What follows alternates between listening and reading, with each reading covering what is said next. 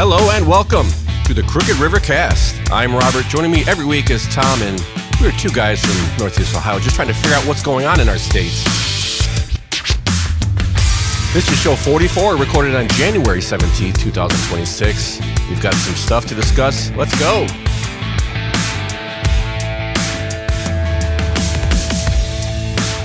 In the morning, Tom. In the morning, Rob. How you doing? Not bad. It was quite a week. Oh, it was Quite a cold. week. No. Snowpocalypse again. Yeah. It wasn't that bad. You know, I went into work on was it bad? Thursday was the bad day. Yes. And I looked out the window when I got up, and I was like, "Oh, that's not too bad. There's only a couple of inches." And so I didn't rush. Usually I get up and I have a cup of coffee and I practice in the morning guitar, and then I go out there and I start up my car and I leave around 15 after, 20 after. And I was like, well, I'm going to go brush the truck off before I and come back in and warm up a little bit. And I went out there and I was like, oh, wait, there's a lot more snow here than I thought. It's a little deceiving from the window, wasn't it? It was just the way the drift was, from my window, it didn't look that bad. And then when I stepped out, I was like, oh, there's a good 6 inches here. So I was like, my wife had to go into work. So I was like, I'm going to snow blow the driveway real quick. And I did that. I left about my normal time, 15 after 6, and I still got to work on time. Okay. Yeah, which on the radio, oh my God, if you listen to the radio, they're like, give yourself a half hour more, everything's slow. And, panic, it's snow. Yeah, and it was slow. You couldn't, I was able to do about 35 wasn't a problem on the Highway 40. A lot of people were trying, putting their blinkers on and hazards on and doing 25. Yeah. I ran into that too. Oh, you were out that day? Like last time we had the big snowstorm, I had to drive to Columbus. Why do we keep doing this when it's snowstorm? But it wasn't as bad this time. And last time it took me almost 4 hours. It took me probably another 15 or 20 minutes. Because once I got to Medina, it was almost like clear roads. I got to work on time, but it did take me an extra, because usually I get to work about 10 minutes before start. And I got there right on time. I mean, I punched in at the buzzer, basically. So, but there weren't that many cars out. I think, people didn't leave the house. So the traffic, there was no traffic. They efficiently scared the crap out of everybody. Stay home. Well, I found out something kind of interesting maybe that during this, because of course the kids were like, no school. And I'm like, no, regardless of I always like, you're having school, no way, blah, blah, I always bust their chops about it. But they said, no, Dad, the website said there's a 98%. I said, wait, what? They got Yep. They got a betting line? Yeah, well, I think it's more like put in your area and we'll give you the probability of what, of your school being closed tomorrow. And it looks, they do, I don't know, whatever they do. I'm sure there's an algorithm somewhere. Yeah. AI doing something. But yeah, I was like, oh, so that says 98%. Okay. And then right about the time they went to bed, so probably 15, 20 minutes after both of them ended up going to bed, the texts started coming from the schools. Okay. And I thought, just let them sleep thinking they're going to school tomorrow. Yeah, of course. They'll wake up, they'll be very surprised. They were already pretty convinced they weren't going to go. Yeah. Well, and nowadays they're, they're. Well, that's what I was going to say. I would have had to walk to school. I back think in our day, a lot of them. Yeah, I think so. I think the only thing that may have changed that, I know when I was a kid in the late 80s, early 90s, what would really do it was cold. If it was under like 20 degrees, 18 degrees. If it was really cold and if it was icy. Yeah. Now I think they go with let's keep people off the roads, and then the first thing to go is schools.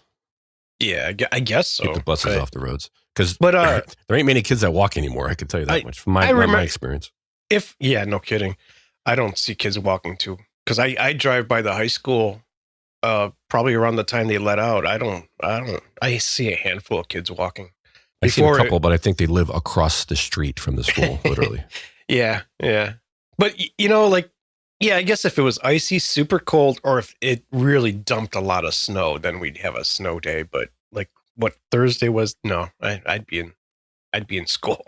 I measured 12 to 13 at my house. Inches. At a couple different spots. So we got hit by quite a bit up here, at least.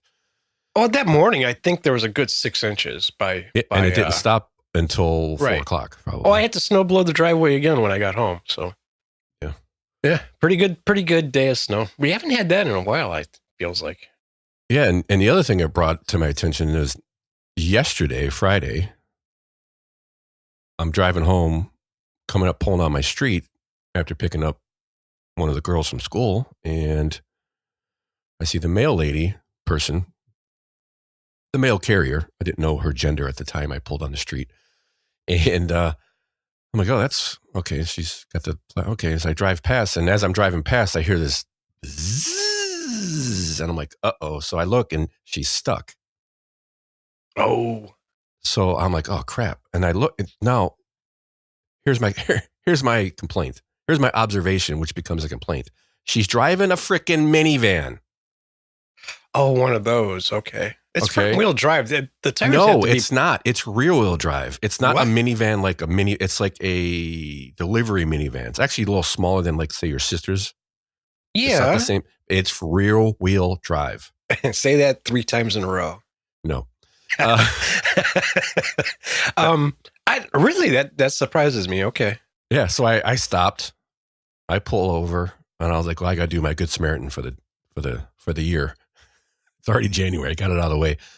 So I walk over to her door. Of course, she's on the passenger side because it's a mail truck. Right. I walk over and I said, I looked at her. She's just frustrated woman. She's just not happy. I said, there was a reason they used to give you guys 4-wheel drive. Jeeps is basically what they used to. Mail carrier was basically a Jeep. It was a Jeep with pretty. I remember the tires being pretty aggressive. Yeah, they would switch them out. And I've seen, in summertime they'd have one and they put big old knobbies on in the wintertime. Yeah. And she is stuck because in my city, they like to plow my street, but they like to leave, 5 feet from each curb. They just go down the center or what? Yeah, they send one of the small trucks. They live on so they send one of the small trucks down. And then every once in a while, that's on the big truck. But it's literally 4 or 5 feet easy of no plowing. So when she goes to pull up to the mailbox, her van or whatever that thing is in like at least 2 feet of hard, slushy, compacted snow. Yeah. And I was like, let me give you a push. She's like, oh, thank you. So I pushed her just a little bit backwards, and it kind of got her away from the curb, and she was able to get out. And she's like, I was like, man, she goes, all effing day long. And she pulls away. I gave her a fist bump and said, have a good day. Because and I went by mine. I looked at everybody's mailbox. You could see the tracks of her getting stuck and backing out. And it's like, oh my gosh. That's what she's been doing all day long. That's a long day, man. How about an inefficient use of the mail carrier's time? Who runs the mail service? I don't know. I have no idea. The government. Yeah. Oh, I think person, like who's in charge of it. Like, oh yeah. Yes, of course. That's where they decide to cut corners is on the trucks that deliver the mail. Go figure. That makes sense. So there's that. That was my rant of the week. So I guess that's all I got. You got a rant for this week? Anything you want to complain about? Floor's open for you, Tom. No, I'm good. Okay. Well, I guess we'll get. Well. Oh wait, no. You thought I forgot, didn't you, Tom? You say it's your birthday. It's my birthday too. You do that, okay? Happy birthday, Tom. It's Tom's birthday today. Recording on January 17th. He thought I forgot, and happy birthday. One can hope. Thanks. Hey, I did you a favor and didn't sing you happy birthday. Thank you. You're welcome.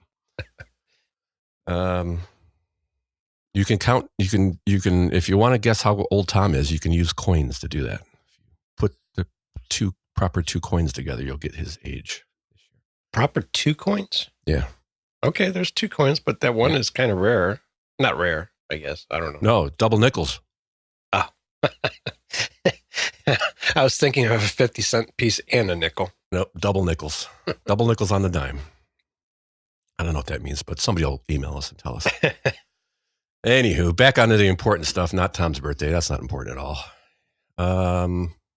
It appears, Tom, that the evil President Donald Trump is going to strip funding from sanctuary cities.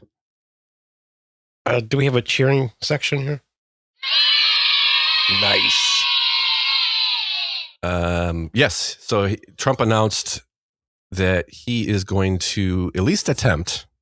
Here's my two cents already. He's going to attempt to strip funding from sanctuary cities.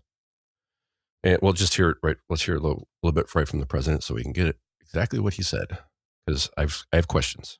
Additionally, starting February 1st, we're not making any payments to sanctuary cities or states having sanctuary cities because they do everything possible to protect criminals at the expense of American citizens, and it breeds fraud and crime and all of the other problems that come. So we're not making any payment to anybody that supports sanctuary cities.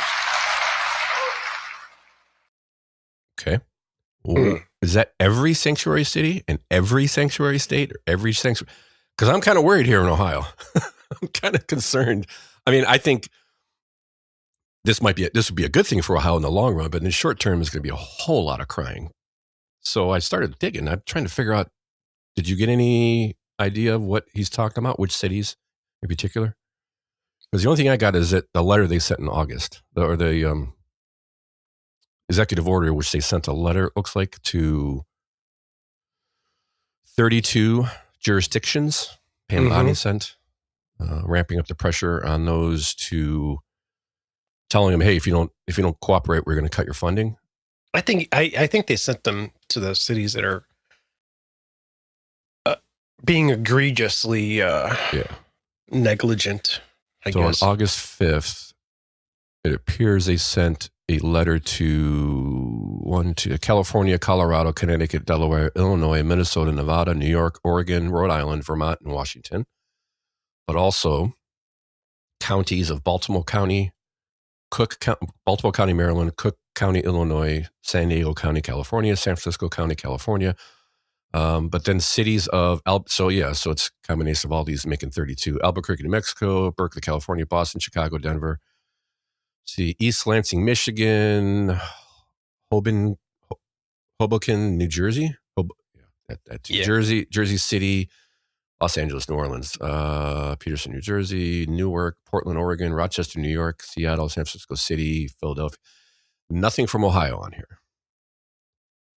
Nothing about Ohio. So, because Cleveland and Columbus, and I think Cincinnati, they are sanctuary cities, but they're not like actively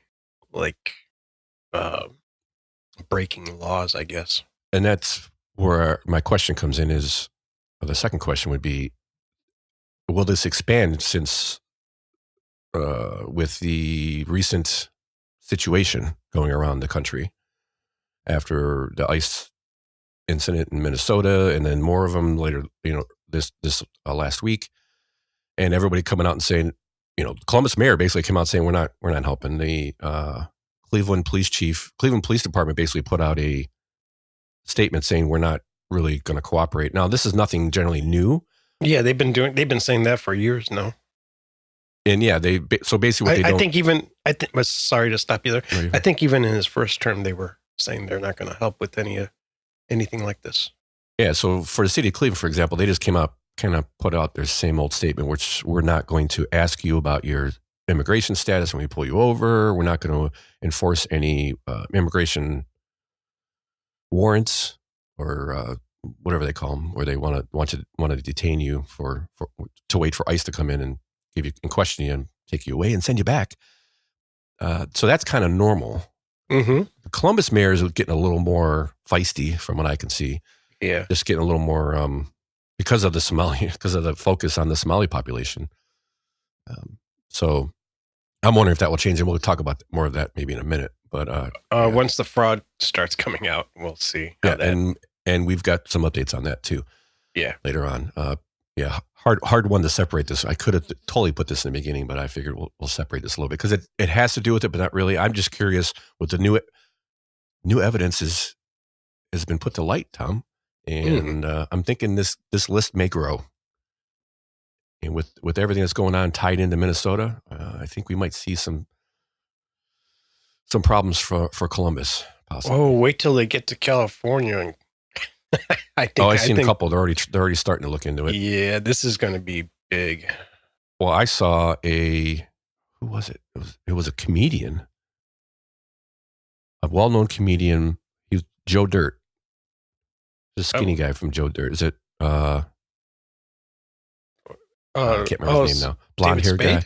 Yeah, David Spade. I saw a quick clip on X, and I only saw a part of it. I saw the tweet, so forgive me if I'm misconstruing this, but it seemed like he was complaining because they put in they passed something in California to investigate what happened to $20 billion in homeless funds, to help the homeless. Yeah. And he vetoed it. Right. Gavin Newsom vetoed it. Right. And David Spade's pissed. Complaining about it. Yeah. He was complaining about it. Which is kind of, shocking. It's shocking that somebody's coming out. I like David Spade a lot. I think he's really talented. Yes. But he stays pretty quiet. You never hear one way or the other. That's why it stuck out to me. Yeah. I think he's just worried about dating. I think he's just too busy doing that. And for him to say something, I think that's just the tip of the iceberg of how people are feeling there. It's got to be massive. How do you veto that bill without knowing that you're going to make yourself look very guilty? Very guilty. Yeah. Yeah. Yeah. Anywho, so that's the next threat. Now, question I have is, will he be able to do anything? Will he actually be able to stop any of the funding? Is this going to go to the Supreme Court? Because I know he's been blocked, sort of, and they've been. Is it scheduled? I don't think it's scheduled yet. I think there is there was a lawsuit from the August executive order. And that was actually, thanks for reminding me, because that was one of the things that the judge said that they think it might be unconstitutional. Oh, okay. Oh, here's the quote. An Obama judge, right? Yes. The latest move comes after a federal judge ruled the executive order, which would have paused federal funding for more than 30 sanctuary cities, was likely unconstitutional. U.S. District Judge William Orrick, who was appointed by former President Obama, extended his preliminary injunction in August after the administration did little to object. So he came and put an injunction on it. I don't think the administration did anything. Right. So he extended the injunction even more. So now they're going to push back. So it may go, this is probably the start of it. Yeah. Okay. So we'll see. A year from now. I'm curious too, because I don't know how this works actually. So, and nobody else seems to know either. No. He also barred officials from imposing conditions on grant programs that provide funding for a variety of critical needs, quote unquote. So that's kind of where they're at. So I think they put this in and it got blocked, which they probably figured it would, and they haven't really done anything to it. And now I think with all this new stuff coming to light, they're going to push on it even more. And I'm all for it. I just don't think he's going to be able to get anywhere, at least initially. I think he's going to have to rely on the Supreme Court to hash it out. Right. And again, it's not really the system that we put in place, but it is what we have now. I don't think it should be up to the judge, some appointed judges. Maybe those, those critters over there in Washington that just kind of sit there all day long and, eating milk duds. Maybe they should do something about it. No. We wouldn't want to put ourselves out and lose our next election. We're just going to let. It was a friend of mine. I listened to Joe Rogan. Rand Paul was on Joe Rogan's show. And he kind of made me a little nauseous because I like Rand Paul. I think he's got a lot of integrity. Yeah. But just the way he goes about, like, well, I'm putting, my friend brought this up a day or two later because he listened to it a couple days later, and he's like, man, and I agree with him. He's like, these guys just promise all these things but never do anything, and I'm like, yeah, no kidding. All they want to do is just get reelected, so they can't really do much. They can say they're going to do something, but they never really do. It's just sick. Yes. And it's even more disappointing when somebody you respect is like that. Is he like that? I don't know. He said he's going to put I forget what it was for, but he was going to put a bill out there. And okay, so he puts a bill out. Does he actually try to sell it to the other congressman? Because it's just not going to pass. So it's like, does he even try, or does he just write up a bill and he knows it's not going to pass? I think he writes up a bill. He knows it's not going to pass, and he tries maybe a little bit. I don't know. At this point in his career, you might be right, because he might. I see Rand Paul. I do respect him. My issue with him is, I've seen myself this way too, so I shouldn't criticize too much. But he's a congressperson, and I'm not. He is so principled to a fault. He's principled to a fault. Yeah, there's a couple guys like that, right? Massey. Yeah, I get what you're saying, but if you're looking, I forget what the saying is. When the only thing you accept is perfection, like, you're going to miss out on a whole lot, I guess. Yeah, you're not working with anybody at that point. You're just, make a step towards perfection. You may not get it in one step. It may take you 15 or 20 or 30 or 40. Right. So, but on the other hand, with as corrupt as Congress is, I get there's in every bill, there's something that you could say, no way I could vote for this. But what about all this other stuff? It'd be great to have like 400 of these guys, because nothing would ever get done. Yes. So I understand that. I just don't know. So what else? What else are you going to do then? Just put bills that nobody's going to pass. I understand. Yeah, I don't know. But that's what I think. To your point, we need people that don't care about whether they get reelected or not, which is counterintuitive to what Congress has been. Congress has been for the last, 100 years.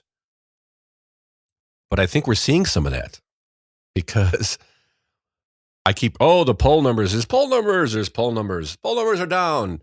And I keep reading and go, do they think he cares?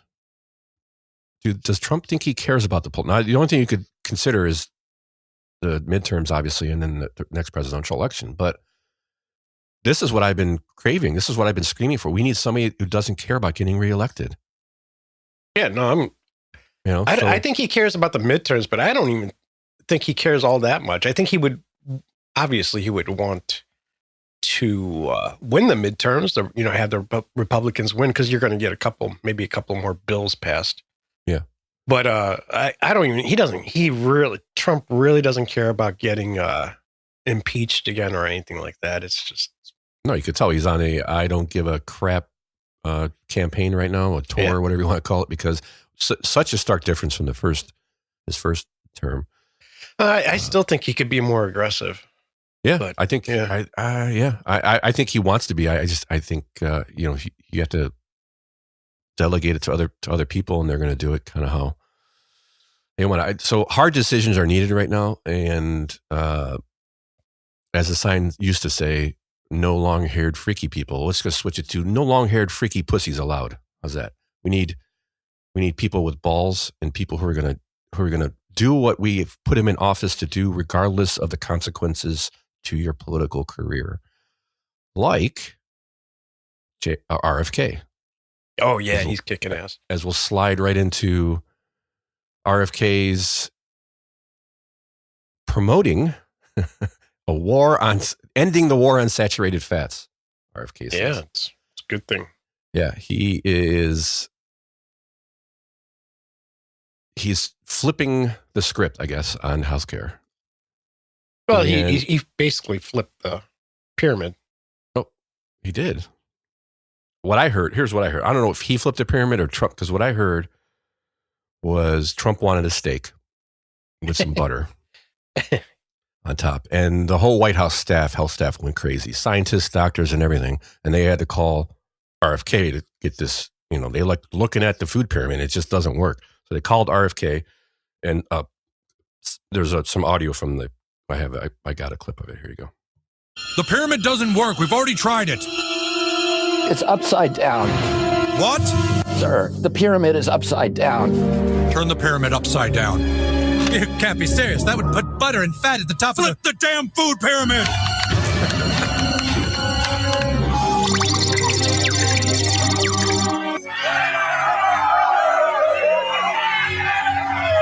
Get the president on the phone. Tell him to have some steak with his butter. Have some steak with his butter. So that was South Park released that with RFK in there. That used to be their original clip was with Cartman saying "flip the pyramid." Yeah, South Park put RFK in there. I thought that was pretty good. Saturated fats are not. They say in this article. Animal saturated fats, by the way, or animal, because there's a lot of saturated fat in potato chips and stuff. I hope people don't. So what is a saturated fat? I had to look it up. I had to figure out what it was. Well, I think it says it in the article. Saturated fats can be identified as those that stay solid at room temperature. Ew. And these include butter, lard, coconut oil, beef tallow, cheese, and palm kernel oil. Yeah, I use all those. I don't know what palm kernel oil is, but I cook with beef tallow, lard, and I do a clarified butter because of the high smoke point, and and olive oil. Those are the things I cook with, and those are all good fats. Here's a quote from the article that I pulled out. It says, this is Stiber. I don't know who that is. Stiber. They always put a quote in there and they don't tell you who it is until some other time in the article. Anyway, this person says, even in healthier populations that are at risk for metabolic disease, in patients that are overweight or obese, living with obesity, all of those have the lower the saturated fat intake, which is a weird quote. I think that's misprint. The better the outcomes. So in patients that have a higher risk of cardiometabolic disease and patients that are overweight or obese, is it the saturated fats that are the problem, or is it the fact that you're fat? Is it the saturated fats in potato chips, or is it the saturated fats in a steak? Did you get? Go ahead. No, that's they're not making a good distinction there. And the thing is, okay, so let's say you're having a lot of saturated fat. Are you also eating a ton of bread? Because that's not good. These people are not fat and obese because they ate too much steak. Right. Yeah, or they put too much butter on their steak. Or no, it's because of the McDonald's. It's because of the Burger King. It's because of the chips. It's because of the Twinkies and so on and so on. Exactly. Oreos. Love Oreos. Well, I notice whenever I start packing on weight, it's because of carbs. I could eat 2 steaks a day with butter on top of them as long as I'm not having a ton of carbs or sugars. Then I'm not gaining weight. I'm probably losing weight at that point. So we've talked about the food pyramid before and how it came to be. Yeah.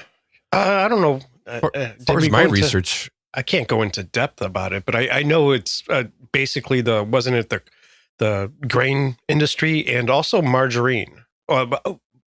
Margarine was a big thing in the 40s. Margarine industry, which was Crisco at the time.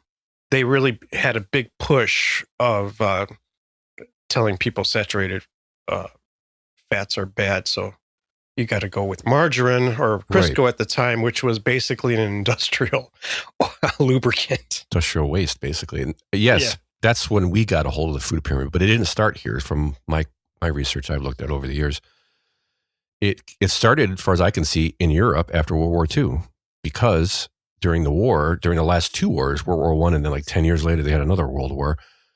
There's no cattle, there's no livestock, basically. Everything had either been eaten or destroyed.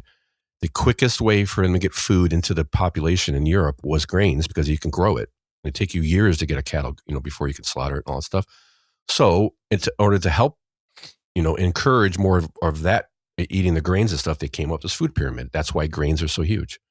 And then it migrated over the United States, and then it got captured by lobbyists and all that stuff. Okay. And the food business. That's what I've done, a little bit of research at least. I did some Googling, okay? It's got to be right. But as far as I understand, it did start in Europe, and that was the main reason, is because they had, wheats and breads and pastas was the easiest thing they can get to feed the so people. It was probably a temporary suggestion. Yes, it was. For the times, It was. And then got captured by corporations and flipped all around.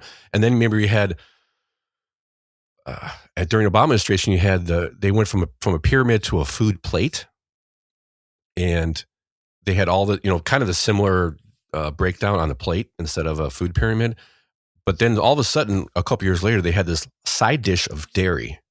I was like, oh, so the dairy industry, that's right. They finally put enough money in somebody's pocket to get that little side dish put on there. Dairy or well, cheese didn't Michelle, didn't she start out doing something and then it just ended pretty quickly? I forget how this went. Yeah, that was her, and it was her deal as First Lady was child school lunches and all that stuff. Yeah, but they reversed it basically, and it was after lobbyists got a hold of her. I forget what it was.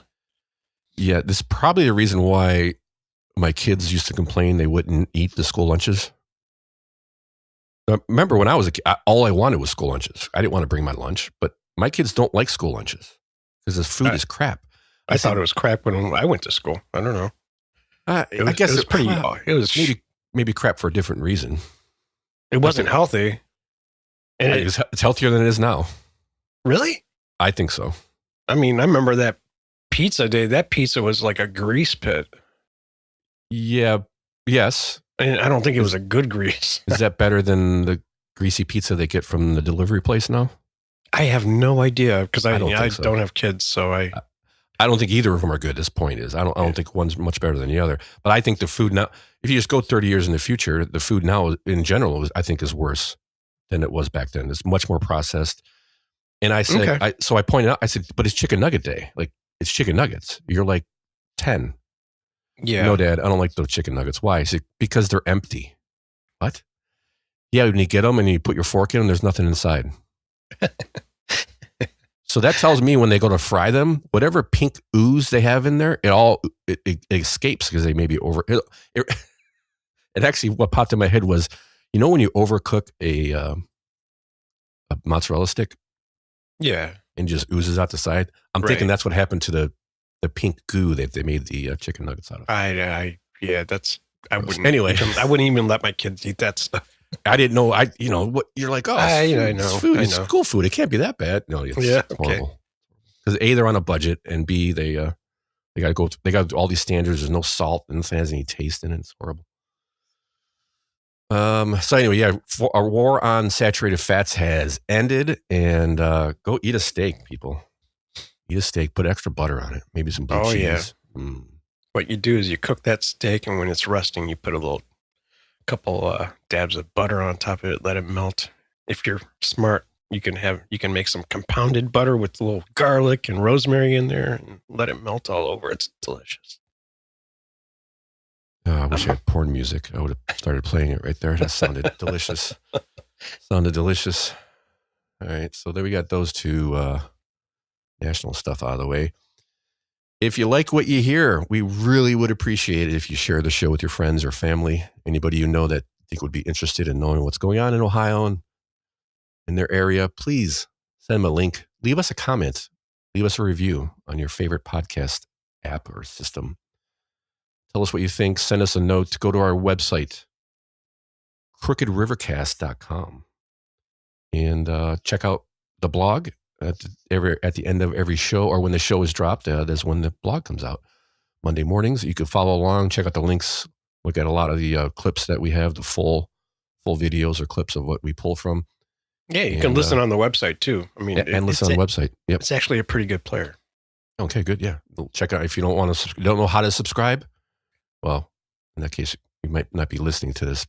But anyway, you can listen on the website if all else fails. How's that?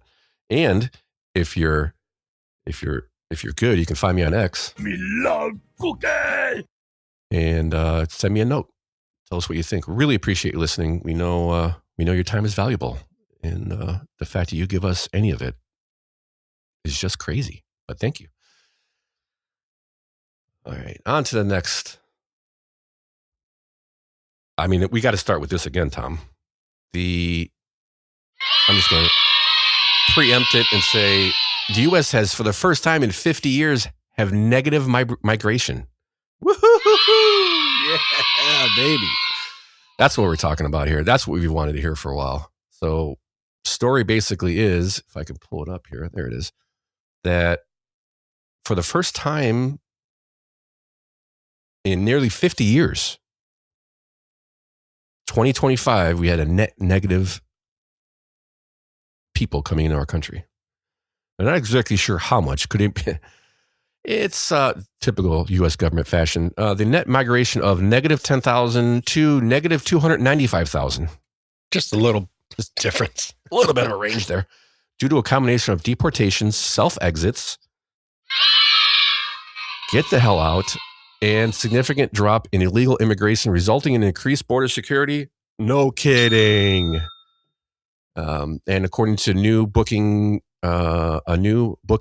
Brookings Institute analysis, these numbers represent a significant victory for President Trump, whose successful campaign focused primarily on his vow to reverse the record illegal immigration numbers, facilitated by President, I don't remember my name, give me some ice cream, and his lax border policies. So first time in 50 years, less people are coming in to our country. There's a negative. There's people are leaving the country, which, I mean, I was on a couple of construction sites over the week, and yeah, you better speak Spanish. And these are union guys, so pretty confident they're legit, because I don't think the union's gonna risk that, right? They have to go through a lot. They have to go through a lot of paperwork, and they literally need to show all that stuff. From what I'm told, at least. So, but I'm sure there's no way around that stuff. There is, but it's just a lot harder. It's a lot harder. And the unions are not. I don't think they're big fans of it, but it's the only labor they have right now. Yeah, it's really all they have. And I mean, yeah, going around these sites, there's a lot of Spanish speaking people, which is cool. I mean, all good. It's just, I look at it as, hey, at least I'm somewhat confident that they've come here the right way, at least. It's a better chance, at least. So yeah, U.S. removed between 310 and 325 illegal immigrants, a lower figure than the Trump administration publicly estimates, but also a lower figure than they want. And I can't imagine why. Why was it so low? I don't know.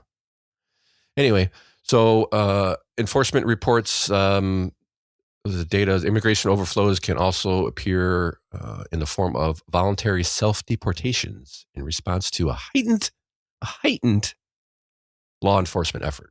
Slightly heightened law enforcement. What do you think? Oh, I keep Do you wish going. You had a cheering button? Do you wish you had a cheering button? Sorry, did I interrupt something? You need some tissue or something, Tom? I think I'm curious to see what 2026 ends up like too. I think it's going to be less. Yeah, that's what I think too. But I hope it goes negative still. I hope so. I think the big bulk of them was the self deportations. Yes. So we'll see. Yeah, and I think with the news of the raids and stuff, it's definitely going to keep people away. I just think that the easy ones are gone. I think they've gotten the easy ones, and it's going to get harder and harder to find them. Which is why you hear complaints, and then, dude, they had 4 guys went to get one person out of a house. How efficient is that? Like, yeah, that one person is definitely has a criminal record. Yeah. That's how they know where he's at, because he's got a criminal record in a sanctuary city. So that's why they're going after him. There's a bunch of retards trying to stop that. I think another one got shot in Minnesota. Yeah. Because he came out with a shovel, started hitting an ICE agent with a shovel. Yeah, you're going to get that shot. How are you going to spin that one? Well, they're going to spin it, but how are you going to spin it? I would like to hear that. From boots on the ground, I can't really tell. People really aren't upset with any of this, except for what you see on the networks covering it. Yeah, I don't know. I get mixed. Mixed results when I talk to people. Well, people who don't pay attention very much don't like what they see. Exactly, because of what's on the networks. If you're paying attention, if you're even paying a little bit of attention, I think they're okay. I strongly disagree. I think that's the worst part. I think if you pay attention a little bit is the problem. Oh, when I say a little bit, I mean a little bit more than the average person. Oh, I see what you're saying. Yeah, I guess I didn't articulate that too well. I'm just talking about the person that maybe checks a couple of different resources. What do you think the majority of the country is? You think they're the headline chasers, or you think they're people that are, like you're saying, like at least dig a little bit? Headline chasers. Yeah, so that's in my view, part of the problem. Yeah, maybe I just we have an uninformed electorate. Me personally knows more people that dig a little bit more. But if you're on the edges and all you see is the headlines, it doesn't look good. Unless this turns around in some fashion where I don't know how. It does. I don't know. I think it's a matter of like not caring. Let's get this done and not give up. Yes. Oh yeah. But if you want to continue doing this after 2020, after this midterm election, and if you don't win it, you're not doing any of this. None of this everything's going to come to a halt once he loses the House. Once they lose the House, and he loses the House, because he's not losing shit. It's the GOP is what's going to be losing it. Okay, we'll see. I don't know. It would be a tremendous feat in a normal political situation to win a midterm after winning the presidential election. It's never happened, right? I don't think it's ever happened. No, I don't think it's ever happened. You're right. Yeah, or maybe once. Maybe once. I don't even think that, though. I think you're right. I think it never happened. So to me, that would not bode well for the Republicans. Because right now the sentiment does not, I don't know. Polling is polling. It's always skewed, but I don't know. People are so fickle with, the poor, oh my gosh. I mean, we talk about the white liberal women. So it's onto that. Speaking of raids, we got an article here from Scene which they are both complaining and saying, watch out, because the headline is, in the wake of ICE shooting, protests in Ohio, ICE shooting and protests in Ohio, prepare for more raids.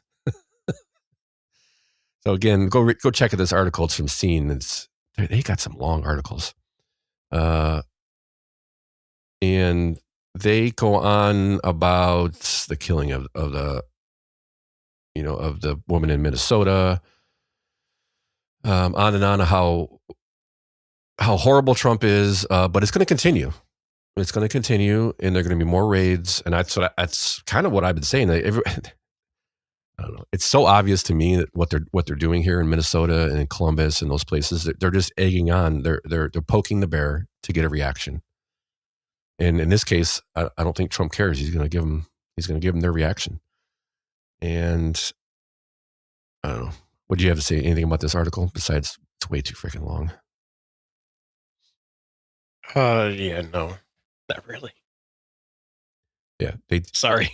No, that's fine. They go on about, there's the the safety part is where I'm getting caught up in. She said this is this article was so skewed to the left. It was hard to and that's get through it. It was hard to get through it seriously, to like take it seriously. That's why I'm stumbling, because I tried 3 or 4 times and I couldn't get through it. Yeah, I got through it, but it was hard to take it seriously. So I just kind of. Yeah, so I figured we just put it in here to try to make fun of him a little bit. So this is her, I think this is Tremonti, some person in Minnesota. Tremonti is, it doesn't matter. The safety is part of where I'm getting caught up, she said, because it's supposed to be safe. But we're seeing federal law enforcement act in ways that if local police acted that way, they wouldn't be able to get away with it. Pulling people out of cars, walking up and shooting people in the face safely, the part where I'm getting caught up. No, police do all those things. When you don't cooperate, they do all those things. That's part of the things you guys complain about when you protest in other areas. Like, oh, you just pulled him out of the car because he's a black teenager. Like, yeah, you saw that part of the video. What you didn't see was the 10 minutes beforehand where all he said was no, screw you, no. And then they pulled his ass out of the car. Not all the time, but most of the time. So that's kind of, check out the article. There is a couple, they're targeting parents, she said. Yeah, they're targeting parents. Yeah, this was written by Marty Schladen from the Ohio Capital Journal. And everything from the Ohio Capital Journal that I've ever seen is like really skewed left. Yep. They're targeting parents. She said, yes, they are. Then she goes on and says, they're targeting kids. Right. No, not targeting kids. So that's what we had. I mean, this is what we're dealing with here. This is the things. Now after I read this article, I should have just taken it out. It's just making me mad. And one of the reasons that they're going after the parents, one of the reasons that we continue to have these ICE raids, and I think I think part of this fraud is getting lost in this shooting and these ICE raids. And this is the sad part for me, because the left is using it as cover while they uncover all this extra fraud. Because I don't know if you've kept up with Nick Shirley, because he's got part 2 out of Minnesota. I haven't watched that yet. Yeah, he's got part 2. There's a whole nother industry that they're doing this with. And it ties in with a couple other things that we talked about in the past, just in Ohio. And that's okay. So you got the daycare fraud that we talked about, which everybody's looking into. Got a clip on that coming up. And then the next, transportation fraud. So what he's uncovering, and they've started uncovering it in Ohio too, because they're doing the exact same thing in Ohio that they're doing in Minnesota. Like I said, maybe at a lesser degree, because we have a slightly more stringent standards when it comes to publicly funded daycares. But they're still doing it. And the transportation thing is medical transportation. So they're starting medical transportation businesses, and they're billing Medicaid and Medicare. Millions of dollars a year, hundreds of millions of dollars a year they're finding so far. And I just wanted to, before we go any further, I just want to make sure that we bring up, because last week we did not talk about Mike DeWine's spokesperson, Dan Turney. Mm-hmm. He responded. His first response to the fraud allegations from early last week said, if people are out there who could not contemplate that people were trying to defraud the public through daycare centers, I understand it's new to them, but it's been known to the state for decades. Turney said. So therefore, we have robust anti-fraud measures to try to stop this. This is something that is unfortunately the cost of doing business. Okay, so the cost of doing business. I wonder what he thinks is the cost of doing business, because here's this little tidbit that I pulled from John Solomon. And let me pull up my clip. There it is. John Solomon on the fraud that they're finding. That's from Ohio. That's tied to Minnesota. Well, so what they found in Minnesota was, where's all this money going? And he kind of expands on that and ties in Ohio. So here you go. Meanwhile, we're seeing the flow of money. It wasn't just Minnesota. So last week we talked about this, Steve. $700 million in suitcases flies out of Minnesota, often headed to either Amsterdam or Amsterdam to Dubai. It was a foreign ATM machine moving money out of the United States from the Somali community. We now know that this money was being staged in multiple locations. This morning, the Transportation Security Administration confirming they tracked $136 million from Columbus, Ohio. Columbus, Ohio has the second largest Somali population after Minneapolis. The money is in suitcases in Columbus. It flies to Minnesota. It goes to Minneapolis. Then the couriers in Minneapolis pick up that money, combine it with the money in Minnesota, and take it overseas. Now, why are we have banks, we have remittance centers. Why would the Somalis be doing all of this in suitcases, keeping it off the books full of cash and out of the radar? Why wasn't the Biden administration stopping it or raising questions about it? And where was that money ultimately going? Was it going to Al-Shabaab? Was it coming back into the United States in political donations? Was it just moving money out to help poor Somalis in their country? There you go. We're just starting to get a look at that. But this was a sophisticated money courier system, and Somalis are at the center of it. The same Somali communities that were defrauding the government were moving money out of the country. So by what they've counted so far is $130 million in taxpayer dollars went from Ohio to Minnesota. Cash, suitcases full of cash. So they're flying it. They were letting them fly it out of the country. They were flagging it just as of, hey, by the way, this is happening. But they let them take it. Which now that they say that out loud, how the heck is that possible? If I go through airport with $10,000, $15,000, $20,000, do you think I'm just going to get waved through? The thing I heard was they were actually declaring it. Okay, yeah, you do have to declare it. That's true. Yeah, okay. They were actually declaring it, and nobody was questioning it. Okay, which is bizarre. I mean, like, is it because there's so many Somalian working the TSA? No, I think they declare it and they flag it, and then it goes from there. It doesn't go anywhere.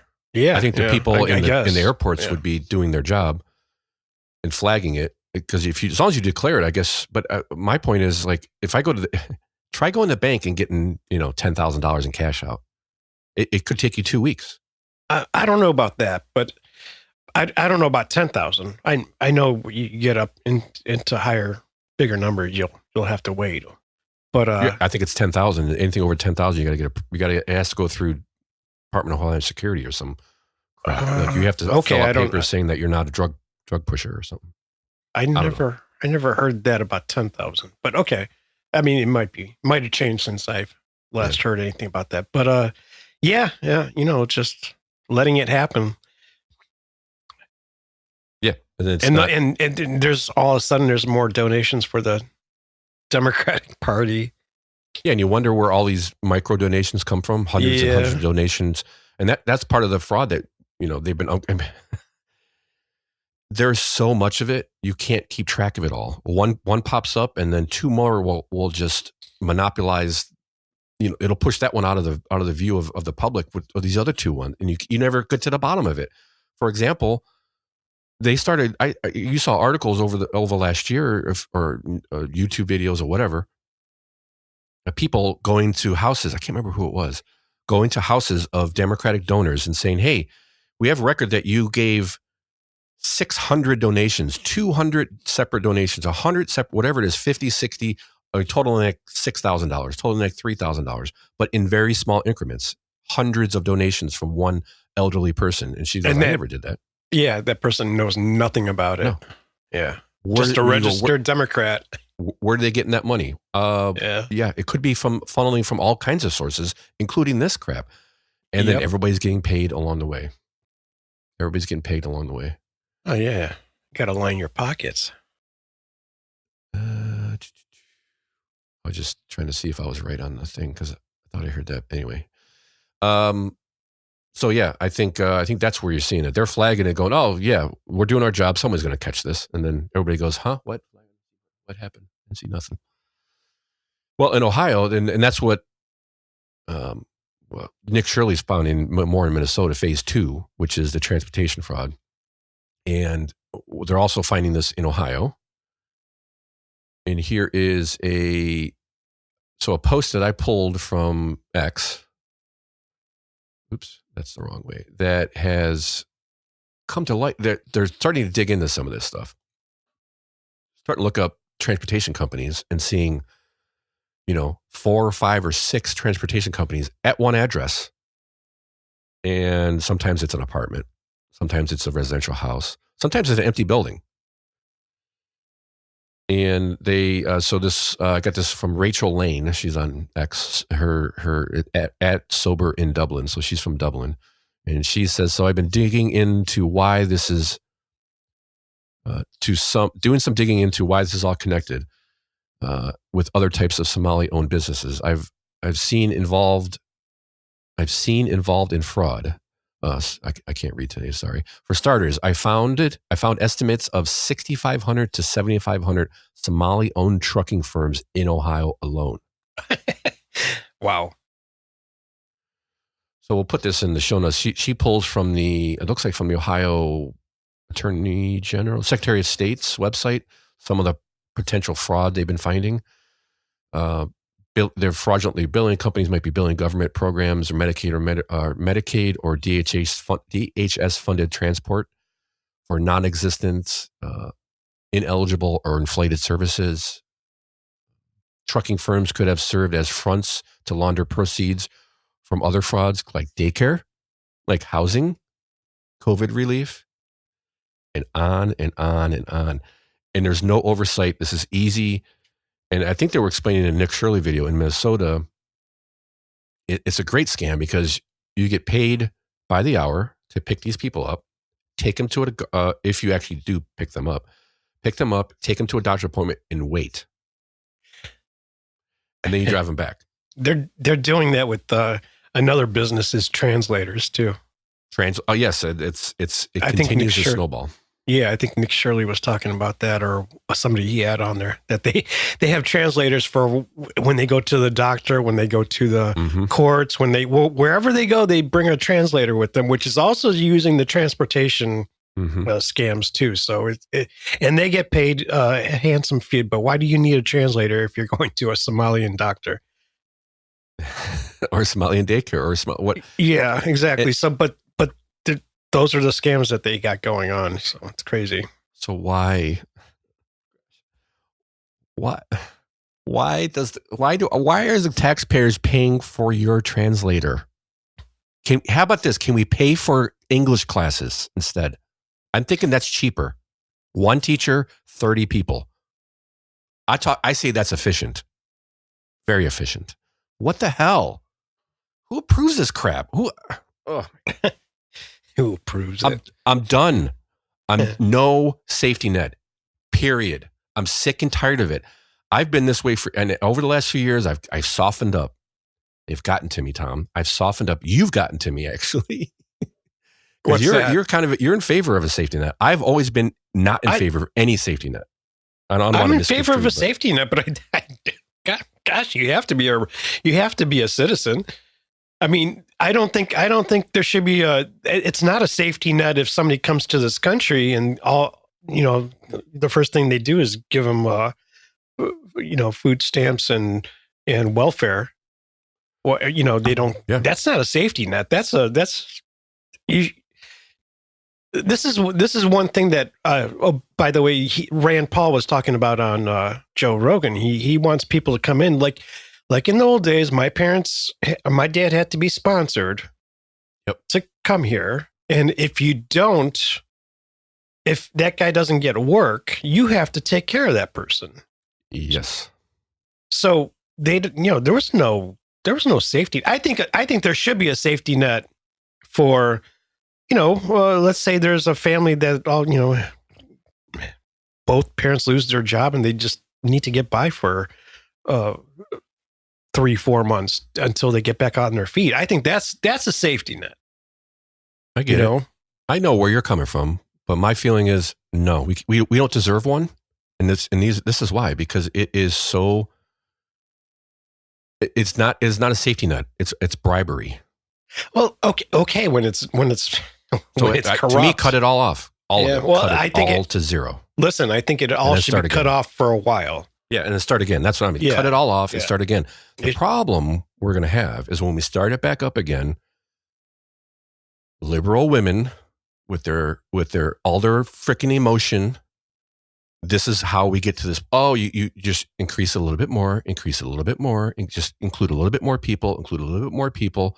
And then before you know it, 55% of the country is taking federal funding or state and federal funding. It's something to that effect. It's over 50%. It's been that way for a little while.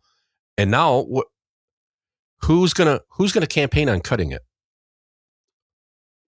Nobody. Yeah, Almost nobody. No, I understand you. I'm ranting. That's what I do. And I'm done. I'm just so sick. I've been trying to understand. Okay, I get it. People get in hard times, but no, I can't do it anymore. I've just. So what do you suppose happens to those people? Looks like they're going to have to figure it out, aren't we? How about churches? How about family? How about community? Right. Figure it out. Because here's what's going to happen. Nobody's going to have anything when the whole system collapses. Nobody's going to have anything. You're not going to have garbage pickup. You're not going to have all, you take it to the extreme and we default and we lose our status in the world. And you think it's bad now? You think you're going to have problems getting healthcare now? Oh, you have problems getting healthcare insurance now. You're going to have problems getting any healthcare at that point. So if you bring everybody here, there's no place for anybody to come anymore. If America leaves and goes, where are you going to go? Okay. On to the next infuriating thing. That's what I mean. Like you're pushing it so hard that there's going to be nothing for anybody. So what do you want? You want a little bit for a little bit, or you want nothing for anybody? Shut up. Okay, I'll keep going. Okay. All right. Next. Speaking of another infuriating, I actually do have a clip on these. I don't know why I didn't put clips there. Is our next story, which is a typical story we've seen many times. 3 Ohio Republicans join Democrats to restore Obamacare subsidies. So we have 3 Ohio Republicans that sided with the Democrats in the House of Representatives. They are U.S. Representative Max Miller, Mike Carey, right? And there's a third one. What the heck? Oh, it was Joyce, Representative Joyce, Dave Joyce, were the 3 that sided. Everybody should be writing them and asking them why they did this.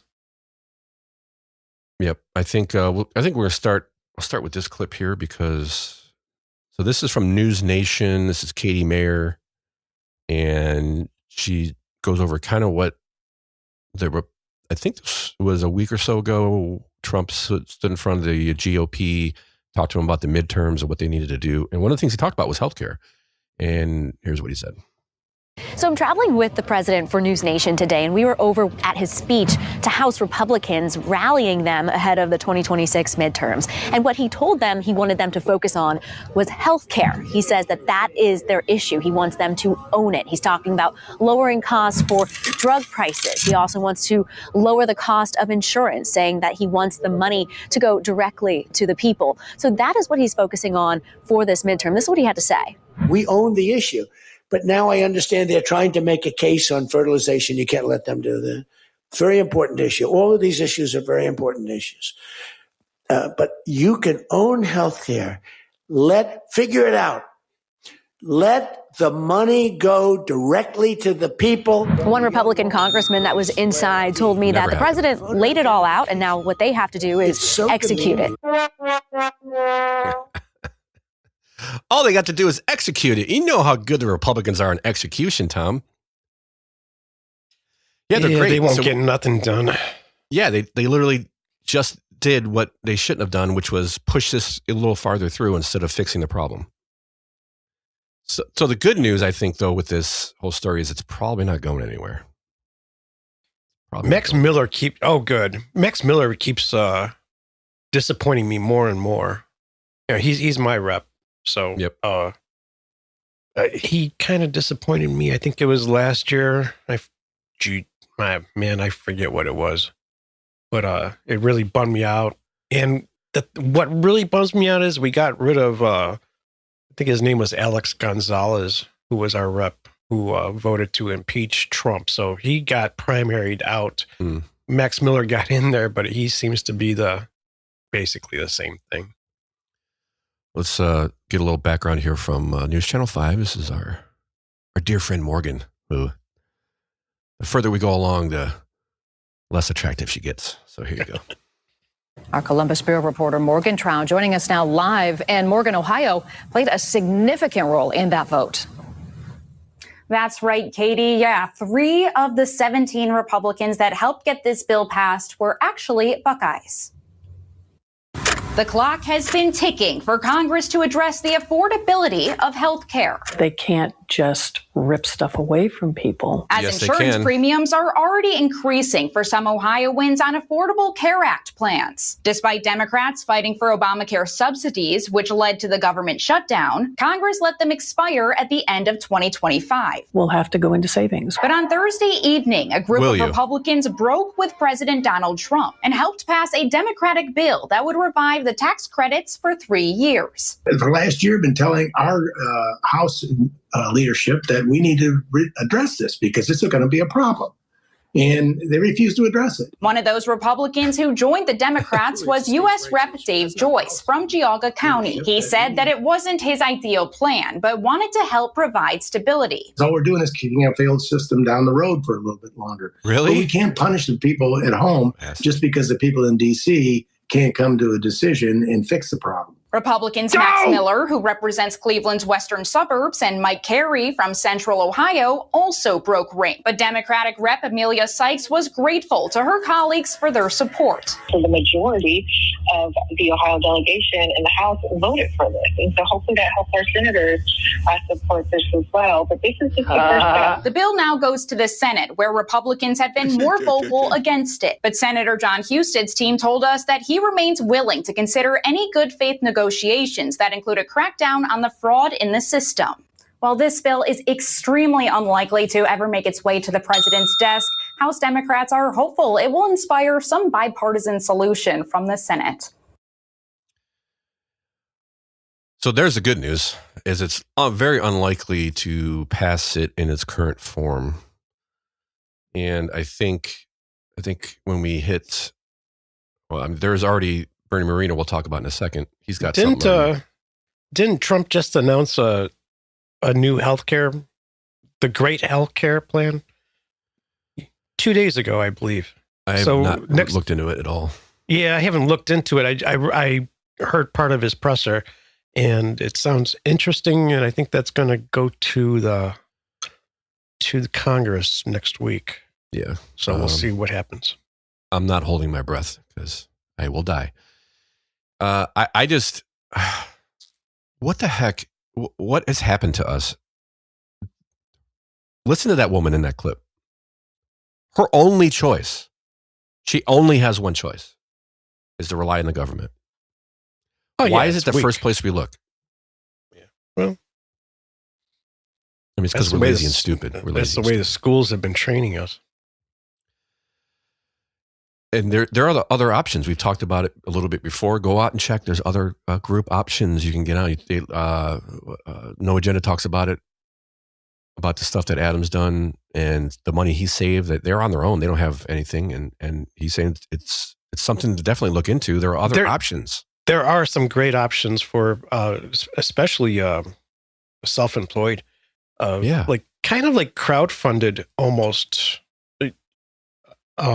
options where it's basically a savings account with a group of people that all are participating in this. And I forget what it's I forget what it's called, but man, when I did the photography business, they were, I would meet with these people that were in business that, were, we were part-time, so it didn't matter to me too much, but they were full-time. They talked a lot about the different healthcare options, and there were some really good options out there that nobody talks about. It's kind of a shame. There's options out there if you lose your job, and nobody talks about that either. All they talk about is go get in line and get your government handout. That's all. Yeah. Because that's the easiest thing to do. But stupid and lazy we are as citizens. And I guess, this is kind of the same story. Now that it's passed the House, the Senate's opportunity comes around, and we've got a story here from Bernie Moreno. And this kind of ties it together because now they're proposing some things in the Senate that they can get passed. And what he's trying to get is, let's get something passed that we can get 70 votes in the Senate. I mean, it's wishful thinking in my opinion, but he's trying to get 70 votes. That way they can pressure the House to conform to their bill. And a couple of the differences is he wants to trim federal spending through a shorter extension. So instead of 3-year extension, a 2-year extension. So estimated $83 billion over 3 years, it would be $55 billion over 2 years. And so that's one thing. Okay, that's helpful. Extending enrollment to give families time to adjust. So they want to extend the enrollment after they make these changes to March 1st. Capping subsidies for higher earners. Just going to let that sit there for a second. If you're a higher earner, why in the hell do you get subsidies on your freaking health care? Okay, a key reform would eliminate enhanced subsidies for households earning above 700% of the federal poverty level, about $220,000 for a family of 4, effective immediately upon passage. If you and your wife with 2 kids are making $220,000 in most places in America, why the heck can't you afford healthcare? I'm not saying it's not expensive. Insurance is out of control, and I'll get to that in a second. I still think there's great options that aren't. I mean, they're expensive, but they're not as expensive as your mainstream ones. So most of these have to be entrepreneurs, because if you're making, let's say you're making 150 and your wife's making 70, or vice versa. I wouldn't want to. But if you're split that way, one of you has an insurance plan through work. Sure. So these would have to be families that are entrepreneurs, or one of them's an entrepreneur or something like that. It says people who are making $600,000, $700,000, $800,000 a year are getting these enhanced subsidies. It's crazy, right? None. No more. Cut it all to 0. So now they want to cap it at 700%. 700% of. Okay. That could help. Yeah, that could help. Someone who's making $750,000 a year should not get any subsidies for healthcare. I think you're good. Even if you live in like New York, Chicago, you should be fine. Wow. It's like, how did that ever get through? Oh, it was COVID. That's right. Because, people making $800,000 during COVID were really hurting back then. Crackdown on fraud with minimum premiums and fines. Okay, so to combat widespread fraud, the plan includes a $5 monthly minimum premium for subsidized plans. So no plan would be free, sounds like. It would be at least $5 a month for an annual $60 a year to ensure enrollees are aware of and enrolled and aware of and engaged with their coverage. This would eliminate ghost accounts? What the ghost accounts? Get out of here. Even there's people signing up for healthcare that aren't alive? Get out. What is Moreno coming? He's freaking hallucinating. He's smoking some of that wacky tobacco, Tom. I think so. Let's see. It is estimated about 40% of enrollees are either ghost recipients or just flat out fraudulent. Let that sit there for a second. 40%. All right. Oh, that's tens of billions of dollars. Okay. Cut it to zero. We lost the privilege to have these subsidies, these safety nets. We are not responsible enough. We don't have the balls to run these kind of organizations or programs. We don't have it anymore. A whole bunch of wusses going, oh, what about their feelings? They might have to work hard. They might have to work with a limp. I don't know where I got that from. Actually, I do know where I got that from. I used to know a guy. I'm not going to tell you why I know him. I used to know a guy. I used to go to his house every so often, and he was an old biker, and he had a gimped foot. Like he had laid his bike down. It messed up his one foot, so he had a limp. He had like a boot that was higher because it was all this other stuff happened. He was on disability. On regular occasions, he would ride his Harley to the freaking bar, but he couldn't work. He worked in other ways. Let's put it that way. Yeah. Introducing Trump health savings accounts. This is one thing I like because they want to do like a federal health savings account, which I think would be great. Pre-taxed, put it in an account, and you could save for emergencies. It's a forced emergency fund, something I can get behind. So that's one. Slashing premiums by 11%. The plan's sweetener, Moreno said, is ending silver loading. Okay, what is silver loading? Silver loading is a practice where insurers inflate silver plan premiums to maximize subsidies, resulting in an 11% average premium reduction across all ASA plans while saving the government billions. So and this is where we get to the bottom of, we get to the actual point of this. Why aren't we going after the insurance companies? I mean, I know why. It's a rhetorical question. So here you got people. Let me be sympathetic here, empathetic, whatever you want to call it. You have people here that can't afford the health insurance because it's freaking crazy expensive. So I get it. They're relying on the government.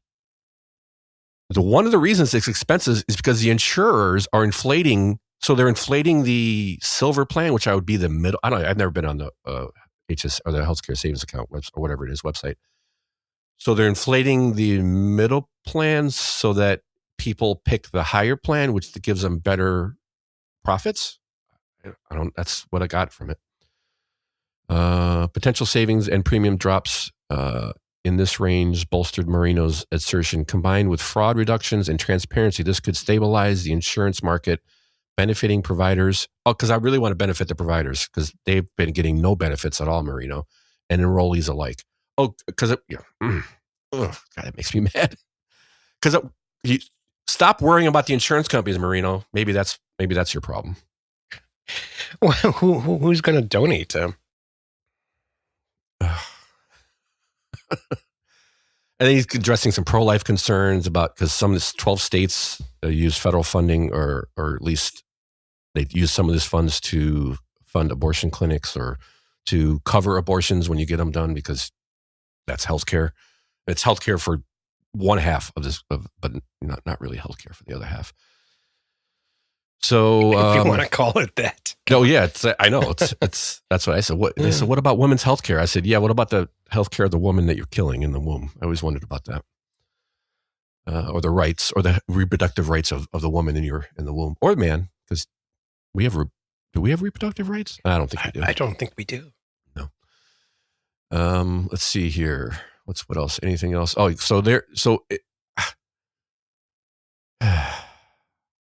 for Ohioans like the $80,000 a year family Moreno cited, whose premiums might jump from $2,500 to $7,500 without any action. Why aren't we looking at the insurers? Again, I know why. Why do I keep asking these dumb questions? You know what? I deserve this. I asked that too many times. You big dummy. Thank you. Thank you, Fred. All right. I think I got enough off my chest on that one, but this is infuriating. How do people not? This is the problem. Nobody reads past this part. Nobody reads past this headline. Oh, good. Sen Moreno is going to put outlines to push Senate reform and ACA subsidies, aiming to cut costs and fraud while averting political chaos. In the meantime, for how many years has 40% might be fraudulent people on the healthcare savings website? Wow. And I guess, I don't know. Took up all that time, sucked all the air out of the room. Yeah, I have nothing to add to this. This is just, I mean, we're like, it seems like today we're a little bit too much on the same page. Yeah, I don't know, man. It's crazy. It is, and it's like, okay, thank you for trying to help, but it doesn't go anywhere near far enough. Cut it to zero. On that same note, we had this tweet that you pulled in, which is a more Republican BS. So this is Mike Benz. Who's Mike Benz? I've heard that name before. What does he say on here? Executive Director, FFO Freedom. Oh, founder state. He's like an expert in all the slush fund stuff. I don't know how he. Former State Department cyber author of unpublishable monstrosity, weapons of mass deletion. He's kind of, for years, he's been on this kick of what we call the swamp. He calls the blob, and basically all the corruption of in politics, basically. Politics. Yeah. So he posts this, remember the name of every Republican member of Congress who votes no today against defunding the National Endowment for Democracy. That list of names is your primary, the shit out of them map for 2026. In the comments, this Midwest mama posts a list of what she's saying are the people who voted. These 81 House Republicans join Democrats to reject the defunding of the National Endowment for Democracy. So there's and what is that, Rob? There's plenty of people from Ohio on it, and that is in my quick search, the National Endowment of Democracy, the NED, is a private non-profit funded foundation established by the U.S. Congress in 1983. Sorry, it started out pretty good. So Congress started in 1983 to what? To do what? What could they do with it? They need to strengthen democratic institutions and values worldwide. How would they want to do that? By providing grants to non-governmental organizations. What do they call those, Tom? NGOs.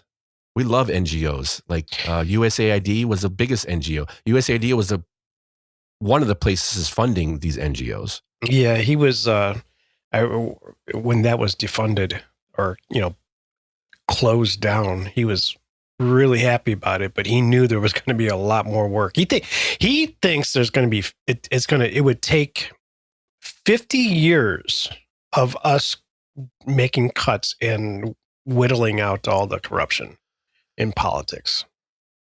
He doesn't think like, I recommend anybody. His name is Mike Benz. If you haven't heard him on, he's been on Joe Rogan a couple times. Go check out the interviews because he really knows his stuff, and it's really difficult to absorb everything he talks about. But he really, he's really happy the way things are going. But at the same time, he knows this is not even. It's not even scraping the surface. Yeah, this is like the USAID thing was just a blip, a tiny blip. That's what we're finding. I figured that wasn't the only one. It might have been the biggest one, but I doubt that was the only one. So Let's finish going through this because it gets better.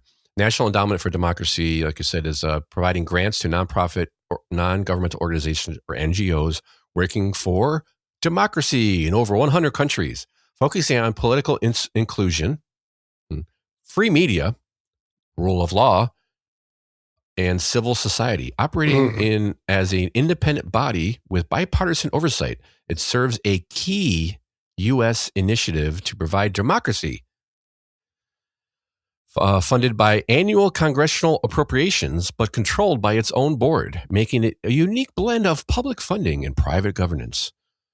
Key functions and activities: grant making, awards over 1,900 grants annually to who? Local groups like media outlets, trade unions, human rights organizations to support democratic development.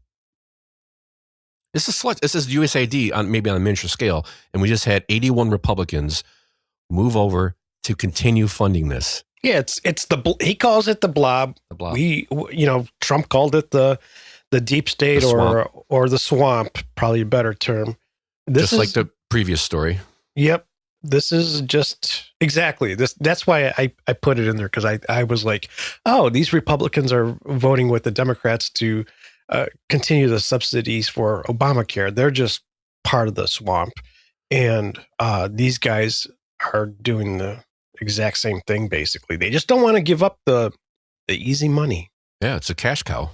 Yep. It's a cash cow, and nobody looks. I mean, these grants go to these NGOs, and nobody knows what happens to the money. I don't say there's no oversight. There's, in my opinion, barely any oversight. But this is. I don't think there's any oversight. I'll push on that. I don't think there's any oversight. Yeah, if there is any oversight, it's quote unquote oversight. You know what I mean? Yeah, they're turning a blind eye. Yeah, of course. Okay. They're turning a blind eye to things. And like the president said, some of these solutions, why do we think it's a good idea to give huge companies, insurance companies, massive banks, right? We've learned that from listening to No Gentle. They're basically just banks, the way they put it. You're like, oh, crap, they are just banks, aren't they? That makes sense. Yeah, they're just big banks. But insurance companies, they get just give me money. It kind of reminds me of, I'm just trying to think of what other system is like that. Oh, yeah, college. Student loans. When you have the government guaranteeing loans, they can't figure out why student or college tuition has gone up 600% in the last 20 years, whatever it is. I think when I looked at this five or more years ago, it had gone up 400% over 10 years. Dude, man, I went to check out my school. I went to music school. It wasn't a college or anything like that, but I think it was the tuition was right around $6,000 a year. When you went? When I went. Yep. And now, what? Is it 60? Yeah, about that. Is it really 10 times? I don't know how they're getting students. I don't know. How do you go to you're literally going to a school not to work, to not find a job. It's a great school. Don't get me wrong. It's an awesome school, but it's not a school where you're going to really make your money back from. It's highly unlikely. I've made my money back, but that was that was. but for what they're charging now, oh my God, and plus the living costs out. This was in Hollywood, but it was like, I don't know how they're doing that, how they're even getting students. It has to be some kind of government loans for that. Well, yes, it's all student loans, a government-backed student loan, not all of it, but there's a large portion of it, because who can afford $60,000? Most people can't, just a year. Right. But Tom, they solved that problem. Now you have to figure out how to pay for that $60,000, but all you got to give your kid is a tent and he can sleep anywhere.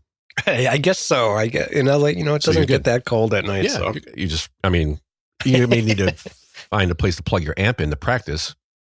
If you still have an amp. The sad part is I lived in a decent apartment. It was expensive for the time. It was just a studio. I remember it was $550 a month.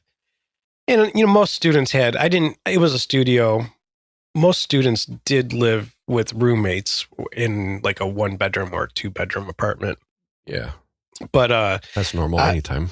I was able to walk to school, which I, didn't have to worry about parking or anything like that. Was it uphill both ways in the snow, barefoot? No. It was, the only thing I had to fight was tourists because I was right in Hollywood. Oh, I was nice. I was 2 blocks away from the Man's Chinese Theater. Oh, nice. So I had to walk through all the tourists during the day, and where was I going with this? Oh, it's expensive now. It's expensive now.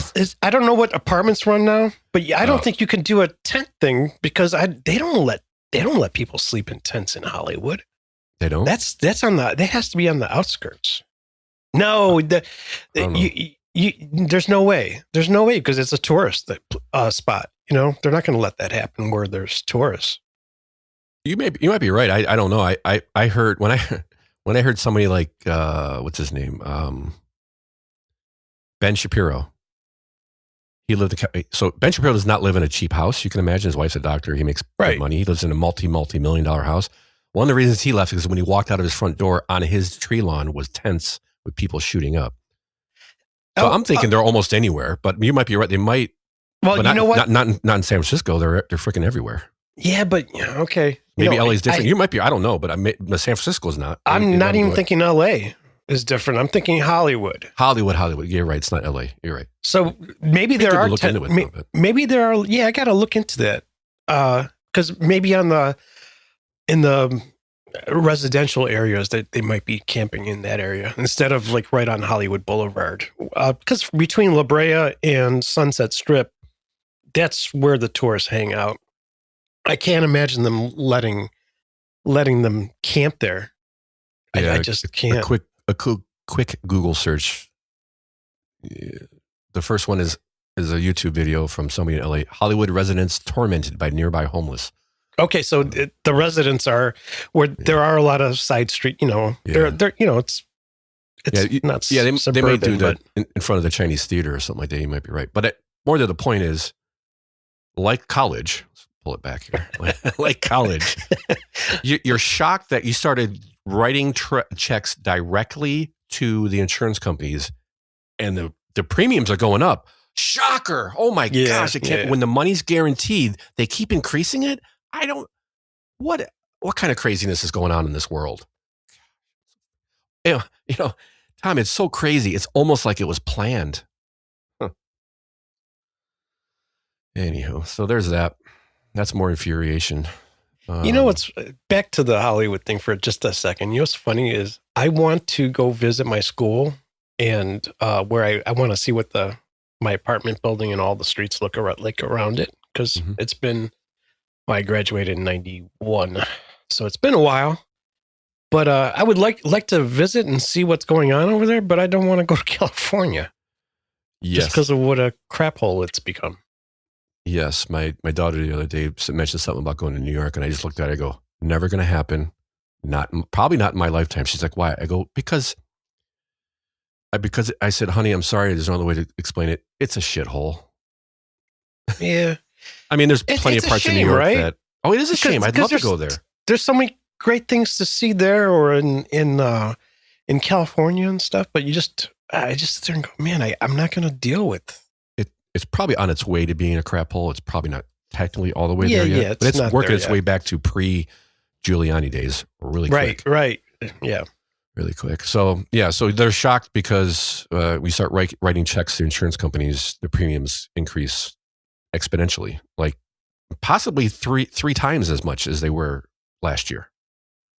And or you could even go to this. Let's just take the insurance companies out of it. When the government puts their thumb on the scale of the market, and then they let it off. Oh my gosh, there's shock. There's huge spikes. I can't imagine. Like it's never happened before. Almost like they. Nah, it couldn't have been planned. Nah, of course not. Anywho. Thank you for listening. Thank you for listening to me rant for the last 10 minutes on and to get it off my chest. I feel a little better now. Let us know how we're doing. Subscribe to the show. Send us an email, crookedrivercast@gmail.com. Check out the website, crookedrivercast.com. We got the blog there. It drops every Monday morning, right as the show drops. You can follow along. If you think, no way they said that, they're crazy, that article doesn't say that, you can go check it and call us out on it if we're wrong. We'd love to hear from you. Please send an email, crookedrivercast.com. And speaking of emails, our next follow-up is actually from a listener. Well, is he a listener, Tom? Or he might be our first producer. Yeah, he's become a producer. Yeah, he's been throwing us some stuff. And we started looking at this Norton data center as it was starting to come up. It was going through the motions of getting approved or not approved. And Sir Commodore J Stroke sends us an email all along, gives us some information. And as we're looking at it, the week he sent it to us, all the information on the data center and who was involved and all this other stuff, they stopped the data center. The county commissioners or whoever, the county board said no. They voted no on it, which was great, I think, for the city of Norton or the area of Norton for many reasons. But one, so the story came out, and I had this question. I said, "What did they said that the citizens brought something that the representative of the company said to the board of commissioners or the council, and that wasn't true. That they said wasn't true. The citizens did, and they checked with the company, and the company confirmed that it wasn't true, and they fired the spokesperson. But no one ever said what it was that this person said that wasn't true. And as far as I could see, and no articles that bring any of this up. And I even have a clip where there's Norton Data Centers. This is part of the clips. I don't think we actually played this on the show, but it was one of the clips that I had thought about doing as we talked about the story. Because again, I wanted the details. And Jay Stork helped us with this, but let's see, get a little background here. This is what I heard and the questions I had. Norton Data Center project is no longer happening. In a new letter from Norton City Council, they say the developer for the site made comments during a recent meeting that were later found to be untrue. Because of that, council says it's not going to move forward. Council members thanked residents for sharing their concerns before that project got underway. I'll give this one for Norton, the area of Norton, and that part they did a good thing. So, because as it turns out, Sir J Stroke sends me article from the Barberton Gazette and Norton News, which is a little bit about the Norton Data Center proposal that was withdrawn, and a couple of the things that I pulled out was they asked in one of the city council meetings, so what was the thing that was said that wasn't true that they brought up to the city council and made them vote no on it? So at the meeting, Norton resident James Hymick asked Hobby, founder of Quantum HPC, which is the company that was building the data center, that would own the data center, as far as I can see, asked him about a project in New Mexico and whether he was a defendant in any lawsuits. Hobby said there'd been no New Mexico project and he'd not been sued. In fact, Hobby, a company called Diversified Global Systems LLC, and Arch Insurance had been sued in New Mexico by Integrated Control Systems, Inc. and somebody named Steven Chavez in 2023. They'd been contracted to develop land in the Mesa del Sol area of Albuquerque according to required industry specifications.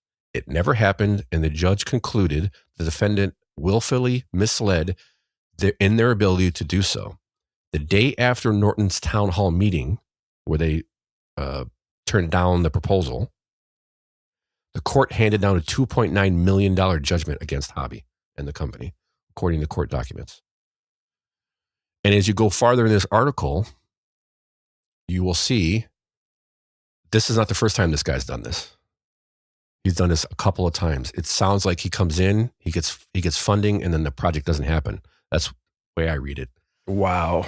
And there's more. There's a Nordic project that disappeared like smoke between then and 2024. Hobby had floated his data dream in Greece and Australia, and again in Norway. But the Finnish articles caused investors to back away.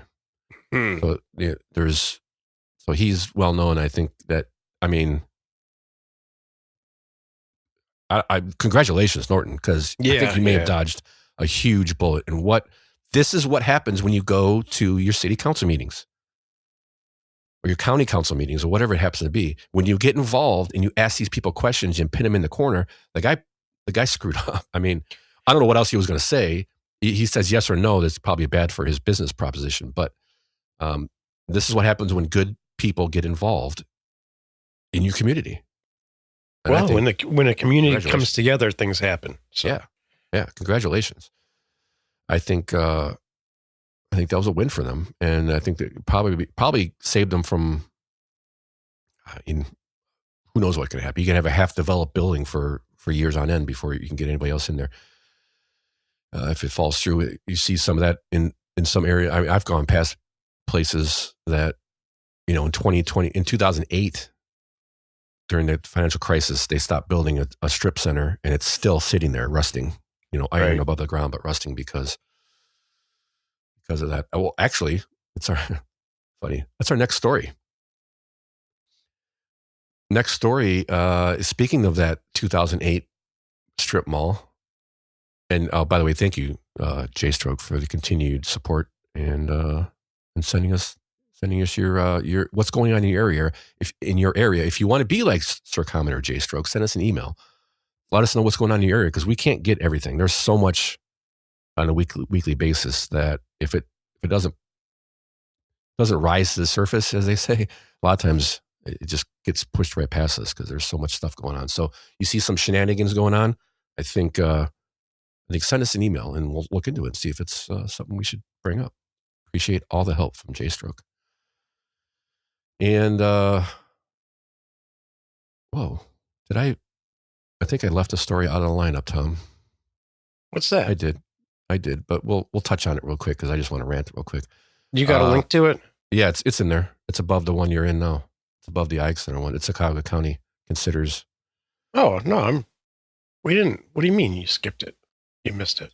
It's not in our little. Oh, the notes. You mean the notes? My bulletins to check off as I go, because otherwise, as we found out, I forget. I go right past stories sometimes. Well, we'll touch on it real quick. So we talked a little bit in the past. One of our first shows we talked about this is the Cuyahoga County wants to move their jail from downtown to somewhere. They need a new jail, and I think they're probably right. That jail's been there quite a long time. It's a high-rise jail, which is, I can only imagine the conditions in there. But it's been there so long. It's in the middle of downtown. So they want to move it. So we first brought you this story because one of our first shows, I think they bought land. It's at 480 in, what is that? Is that Transportation over there? I think Transportation Boulevard, right at the top of the hill. Yeah, when you come from the valley up to the top of the hill there. And it was a strip center that they started building in the early 2000s. And I think the 2008 financial crisis killed it. I thought it was sinking, wasn't it? Well, that's across the street. So not across the street, across 480, there was another one that they built. And both of these, I think, especially the one that's currently built, there's a documentary on it, on the one that's still there that they built it's on the south side of 480, because they built the whole thing and then it's built on landfill. Yeah. And they, surprisingly enough, they had problems with radon gas, and they ended up at one point, everybody had to leave the shopping center, and they did and that's the one that was sinking as well. Right. That's still there and operating. There's people back in it, in that section. And so on the other side, on the north side of 480, they started building a similar, almost like a matching one. And then the financial crisis hit and it stopped. There was iron sitting there for 10 years, at least. So the county decided to buy that property for like $30 or $40 million with COVID money, because, what? That's what, you don't remember that story? No. Yeah. I think it was one of the first shows, and that the story for me was how much money does the county still have from COVID? This was from the COVID rescue plan. I think Obama or Biden signed. Biden. That they didn't use. It's money sitting there. So it was a double whammy for me because they took COVID money to buy land because that helps somebody. And then, but they bought this land before the project was even approved, if I remember correctly. They hadn't gotten approval yet of the project, and they bought the land anyway. Which, I mean, if you're investing, maybe it's not a bad investment, but that's not what they were doing. So the project is approved. It's $800 and some million, scheduled to start this year, 2026. And the story here is leaders in Cuyahoga County are considering a $20 million addition to the cost of the future jail in Garfield Heights. So they want a $20 million addition. What is the addition they want?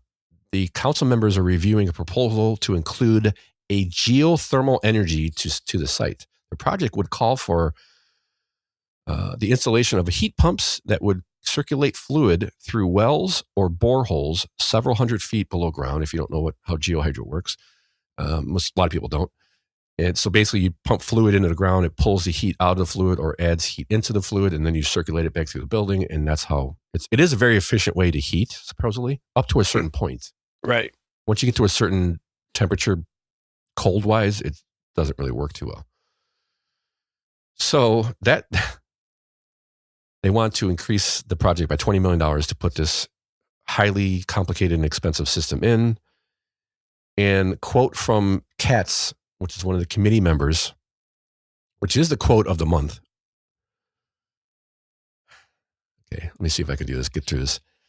He says, quote, "It's that fluid that extracts the heat from the ground in the summertime and delivers it to the building. And in the wintertime, it extracts the heat from the building and stores the heat in the ground." Go! No. If anyone didn't follow that, you don't want to take the heat from the ground in the summertime and deliver it to the building. That makes the building hotter. In the wintertime, you pull the heat from the ground and deliver it to the building. You do the reverse in the summertime. Well, yeah, because there's no heat in the ground in the summertime. So he doesn't know what he's talking about. And I guess the big... You sure that's a he? Oh, man. It sounds like something a woman would say. Valerie Katz. Damn it, you're right. I didn't even know. I just, when you said that, I was like, oh, that just sounds like a woman. I mean, I guess it gives her some credit then. I mean, it gives her some leeway then because he doesn't know anything. So, but why do you think? Did you read why they want to? Oh, emissions, right? Yes. Yeah. They want to do this because Climate change. Yeah, climate change. Yeah. They want to spend $20 million preliminary, primarily because of, I would think, global climate change. And I'm thinking Valerie has some connections in the HVAC business, maybe. I don't know. I think she's just a dopey woman. Well, yeah, she wants to be virtuous and propose this. And even if it gets turned down, she proposed it. Look at me. I proposed a geothermal site. It would have saved so many carbon emissions. Katz told council members it would be 20 years or more before any savings will be realized on the geothermal system compared to natural gas, just in time to rebuild a new section. Oh, yeah. Yes. I'm not looking necessarily for a financial gain. I'm looking at the future of the planet. Stop butting your head into this business. That'll help. When we look at financial gain, when we look at these systems, that's not always what the value is. Oh, okay. Geothermal systems work, I think, to a point, but if you get cold enough, they don't work very well, and you got to have supplementary heat pumps and stuff like that. Yeah, of course. Yeah, and I do see occasionally homes that are for sale that have geothermal systems. Often, very efficient. Very efficient. They're very efficient, and a lot of times they've been put in by a it must be some type of program out there. It's, a lot of times it says in designed by it's like Ohio State or something, like, some university. Yeah, I think you get tax breaks if you have a geothermal system. So it might be a selling point of our house in some cases. I don't know. Yeah, it's weird. What I'm saying is I often see a university tied to the installation of one, or usually it's probably put in when the house is built, right? Yeah. Oh, yeah. It's hard to do it. You can do it, but and you have to have the space for it. I mean, and not every place is designed. You can do it. You can pull it off in, but most places you can nowadays. According to county spokesperson, the cost of the project is eligible for up to a 30% federal tax credit if they do.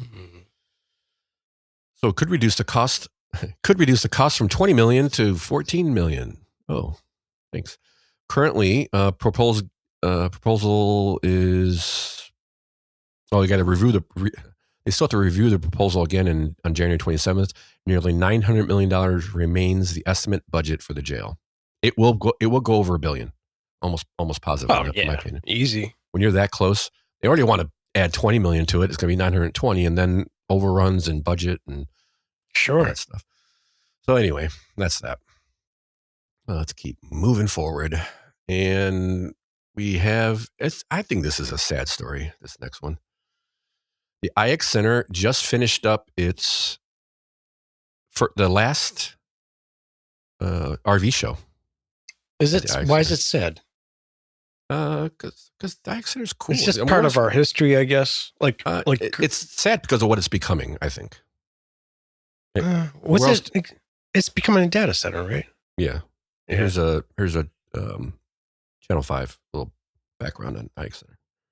RV show at the IX Center just wrapped up a few minutes ago. This year's show is the closing of a chapter with the IX Center. News 5's Caitlin Hunt explains the future of the RV show and the IX Center.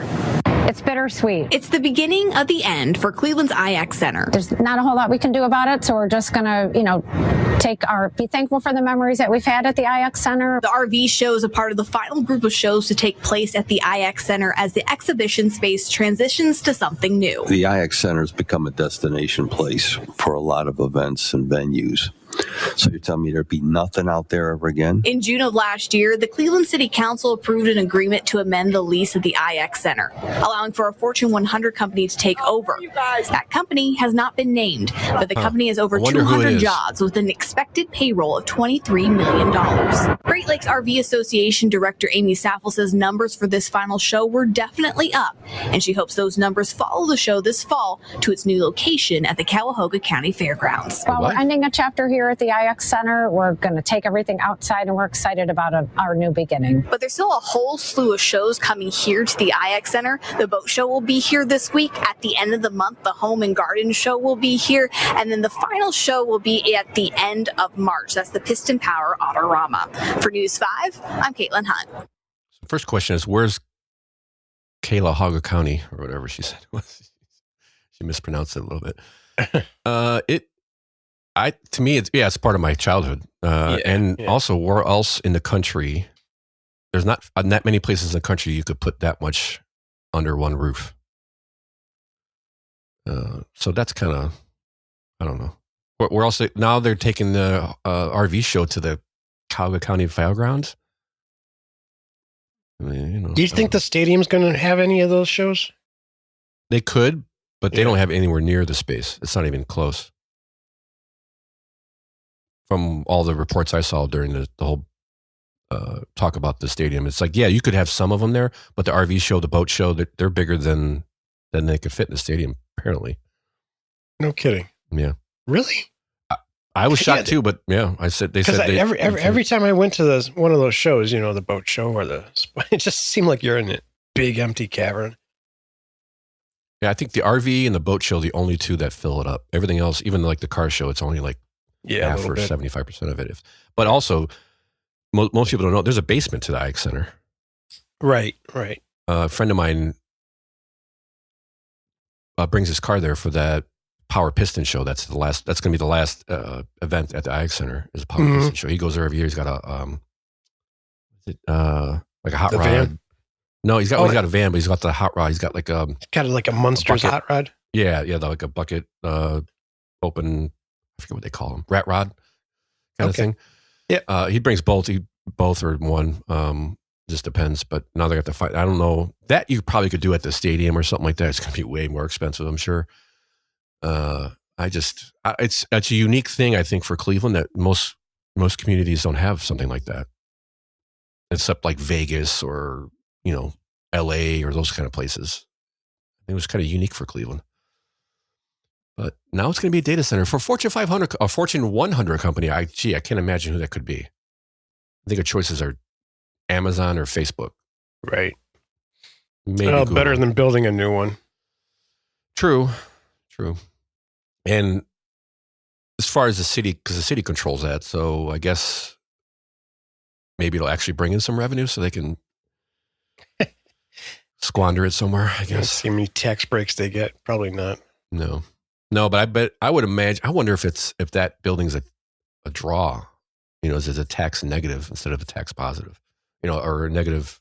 Do they have to put money into it just to keep up with the building? Do they make enough money in a year? It's so big. The maintenance has got to be tremendous on it. Right. So maybe it. Let's see. But again, $23 million in payroll and over 200 jobs.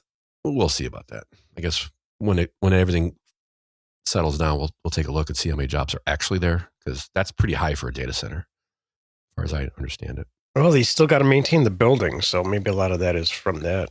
Yeah, true. I don't know. Yep, and one of our last on our list of stories is another follow-up from our good old friend at the Cleveland Fire Chief Anthony Luke, who was put on paid leave after a just coincidental social media post. Right after Charlie Kirk got shot, he posted, "Bring on the next sacrifice." And some people didn't like that, called for his resignation. So Bibb put him on paid leave. And now he's retiring. And I'm sure he's got a big fat pension too. Yes. So here's how he made out. He gets to retire. Here's how they punished him for being a douche. He gets to retire with all of his benefits, and the city's paying $10,000 to his attorneys. Yep. So it's kind of what you were thinking. Nothing's going to happen to him. And we wanted to follow up to see how long it took before he was reinstated. Right. This is the same thing, in my opinion. They didn't reinstate him. He decided, let me just retire as long as I can get full benefits and I don't have to pay any of my lawyers anything. Yep. Yeah, no, he got off easy. Yeah. Where did the city go wrong? Why? That's just a hand-me-down or a handout. Hey, thanks for your service. Thanks for the tweet. Here's $10,000. Yeah, he was probably close to retirement anyways. He's an older guy. He's definitely an older guy. Doesn't say how old he was, but yeah, he will remain on paid leave until his retirement, which is tomorrow, 18th, I believe. Yep. And will receive full benefits for an employee retiring from his position, the settlement states. So he didn't lose any pay. He got a long vacation, and now he's going to get his full benefits and doesn't have to pay his attorneys. The city settled this like it was their fault. Yeah, okay. Which I don't think they think it was their fault. I just think it's how to make this go away. We're not restate them because that would bring a bunch of heat for Bibb. So we'll just give you an early retirement present for $10,000 to your attorneys. Yep. Probably like his uncle or his kid or something. So that's that. He's out, and the next woke fire chief, it'll probably be some overweight woman who's the fire chief seems to be the going for all kinds of chiefs in Cleveland. Ooh, nice. That's going to be fun. Yeah, we'll keep an eye on that and see how much she'll say it's your fault if you're in a fire. Yes. That's what the LA one said. No, it was Cincinnati, wasn't it? Or was that LA? Oh, that was LA. Remember when yeah. Well, the Cincinnati chief blamed the media for the police chief. I was thinking about the fire chief. Yeah, Another big fat fire chief. Oh, that's right. Yeah, she did. Yeah. I know. Her face just popped in my head when I thought about it. All right. Well, next, I guess we'll get into the last segment of the show. We bring good things to life. Bringing good things to the show. Well, I think I kind of screwed up a little bit on this one, but we'll get into it. So I pulled this story because I drive past this on occasion when I go down south and around the area. If you haven't been down to the Pro Football Hall of Fame over the last 5 years or so, they've made some big changes. They've expanded the Football Hall of Fame many times over the years. It's actually pretty good. There's a lot of interactive things. I've been there. It's been quite a while, actually. And they've added more since I've been there. But I spent a good 2-3 hours there easy. Could have spent a little bit more. So there's a lot to see there. So that's nice. But it was always like, that's all there is in Canton. Like, you're going to go to a Football Hall of Fame. What else? I mean, sure, there's other things to do. But what else are you going to do tourist-wise? So what they've done over the last 5-10 years or so, they've expanded the area. They actually took, speaking of the IX Center, the Ferris wheel that was in the IX Center is currently outside the Pro Football Hall of Fame in Canton. They disassembled it, put it over there. Somebody bought it. Football Hall of Fame, I'm assuming, bought it, put it over there. But they've built shops, restaurants, and they've got like a little field over there. They got all kinds of stuff you can do, events. And one of I think the last phase of the project, or another phase of the project, was a water park in a hotel. Oh, no kidding. Yeah. But the problem is the water park is like half built, and it's been that way for at least a couple of years. Really? Yeah, it's big concrete structure. You can see it. I mean, the Pro Football Hall of Fame is right next to 77. If you've never passed it, I'm sure many people have. But so you can see it quite clearly from the freeway. It's literally directly next to the freeway, and there's a big concrete structure where the water park is, and half of it's covered in plastic because they're in the middle of building it, and they stopped and then just sealed up the building. They apparently ran out of funds. Well, here's a little background on what's going on, and they've got the good news is they're going to start moving forward with the project again, which is nice. Let's hear a little bit from Channel 8, I think, or no, somebody. Idea Stream. Construction of an indoor water park and hotel at the Hall of Fame Village in Canton could soon resume after being in limbo for more than a year. I'm IdeaStream Public Media's Anna Huntsman. Atlanta-based Peachtree Group, an investment and hotel management company, is providing a $70 million loan for the project. It's a commercial property assessed clean energy, or CPACE loan, that will be repaid gradually through a special property tax assessment rather than monthly payments. The transaction comes 2 weeks after the Hall of Fame Village went private, now under the control of longtime investor Stuart Lichter. Crews broke ground on Game Day Bay in 2022, but halted work on the water park 2 years later due to a lack of funds. Construction on a luxury hotel, which will be a Tapestry by Hilton, according to Peachtree Group, has not yet begun. Anna Huntsman, IdeaStream Public Media. Stuart Lichter. What do you do? He licked her. That's weird. That's kind of gross, actually. If you just walk with the people, just right in the side of the face, it's kind of gross. So I like that. I think that's good news because it's kind of an eyesore. Yeah. And so as I started reading down the article, I started thinking, okay, $70 million loan. So now the Rock Hall of Fame. I knew I was going to do that at least once. The Pro Football Hall of Fame was publicly held. It sounds like it's so. Somewhere in the article they say, shareholders voted September to go private. Hall of Fame resort stock was delisted. Oh, it was publicly traded from the NASDAQ. So it's now a privately held company. It's not publicly traded. And where I stumbled on the article is they've got a $70 million loan. Where are they getting a loan from? So the loan is I'm not sure this is a good thing segment. That's my point.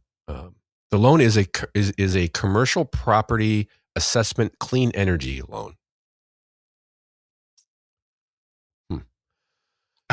What? Yeah. So what is a commercial property assessment? Commercial property assessed clean energy, CPACE, C-PACE. You always got to have an acronym. It is a financial program allowing commercial property owners to fund energy efficient water conservation, I'll say that again, water conservation and renewable energy upgrades like solar, HVAC through a voluntary assessment on their property tax bill with long-term repayment terms, often 20 to 30 years, that transfer with property during a sale, making green investments accessible with no upfront costs. You know how inefficient it is to heat water? It's not very efficient to heat water. What are they going to do at the water park in the wintertime? How much water would they go through at the water park? How green is a water park?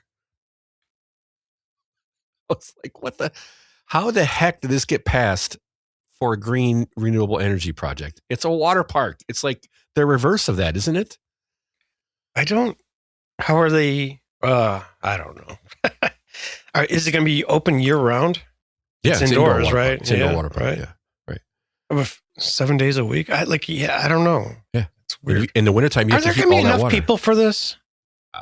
It's Akron Canton area, so it's not just the Rock Hall of Fame or Football Hall of Fame, but I don't know.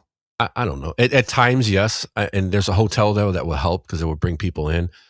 But my thing, I think it's cool because if you're a sports fan, a football fan, and you're going to go to the Football Hall of Fame, you could spend a whole day there or more.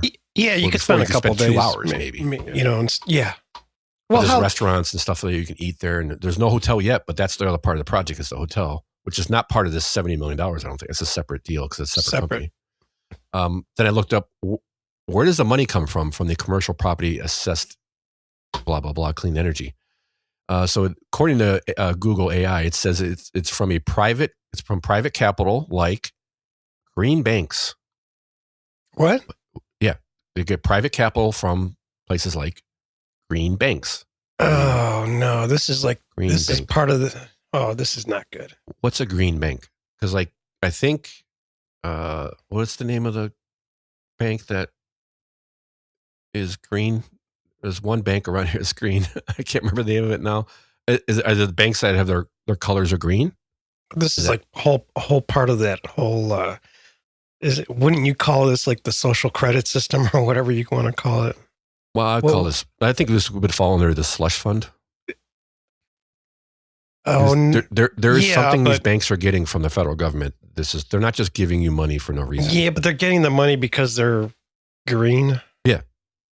It's because oh yeah, I see what you're saying. Yes. I forget what it wasn't. As far as business goes, it wasn't called social credit system. It was. Yes. I forget what it was called. ESG. Yep. Environmental social governance. Yep. Yeah. That's what this is all about. That's where you're getting at. Yes. Also, third party financiers and private investors, or some public funding. Some public funding. Some public funding.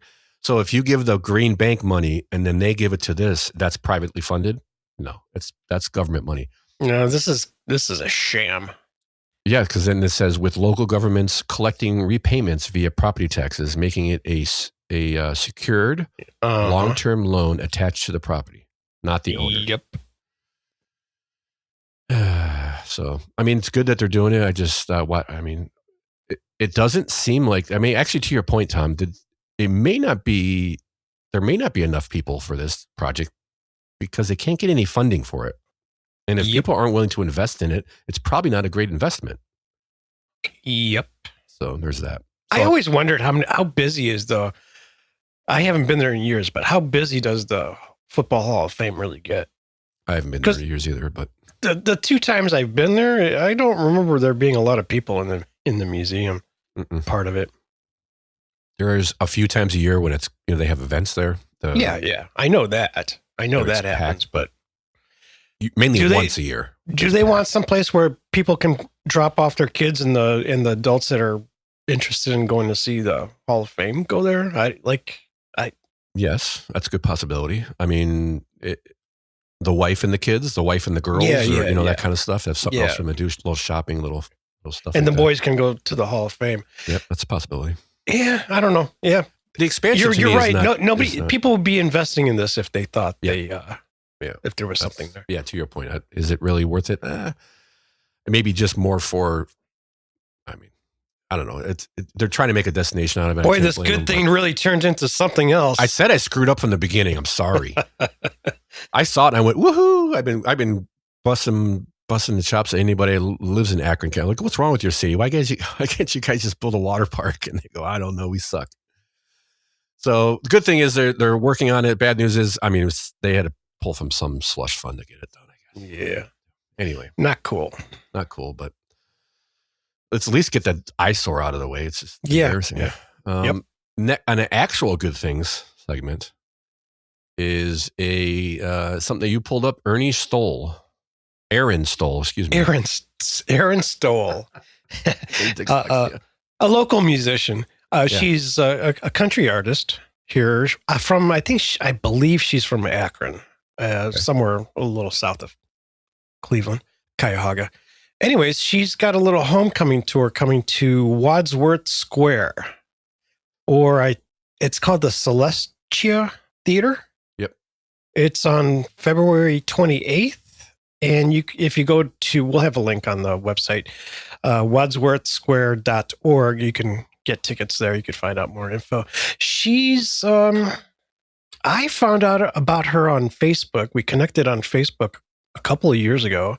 Okay. She was looking for a guitar player to tour at the time. Yeah. And I was kind of debating it because I was like, should I give this a try? But she wasn't looking, I'm wrong. She was looking for musicians to tour.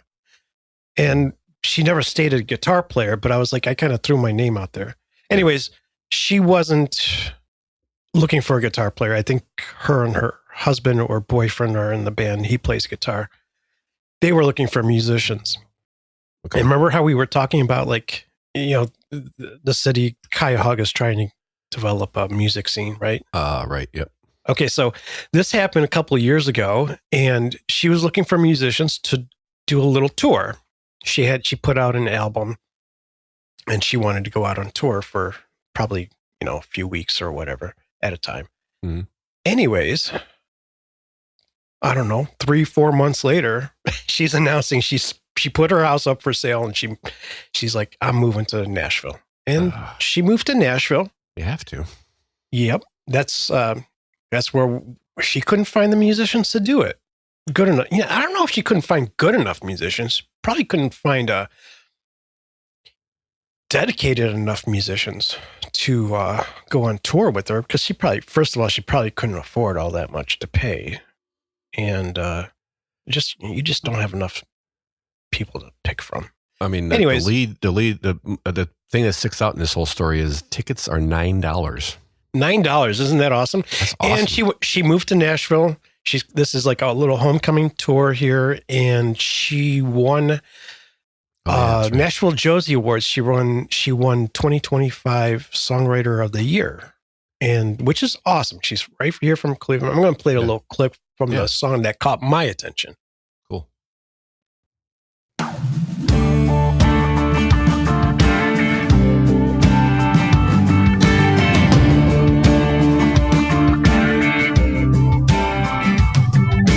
Drive my daddy's Chevy in bright red stiletto heels, nails and hair all dolled up, pulling bass with a Zippo reel.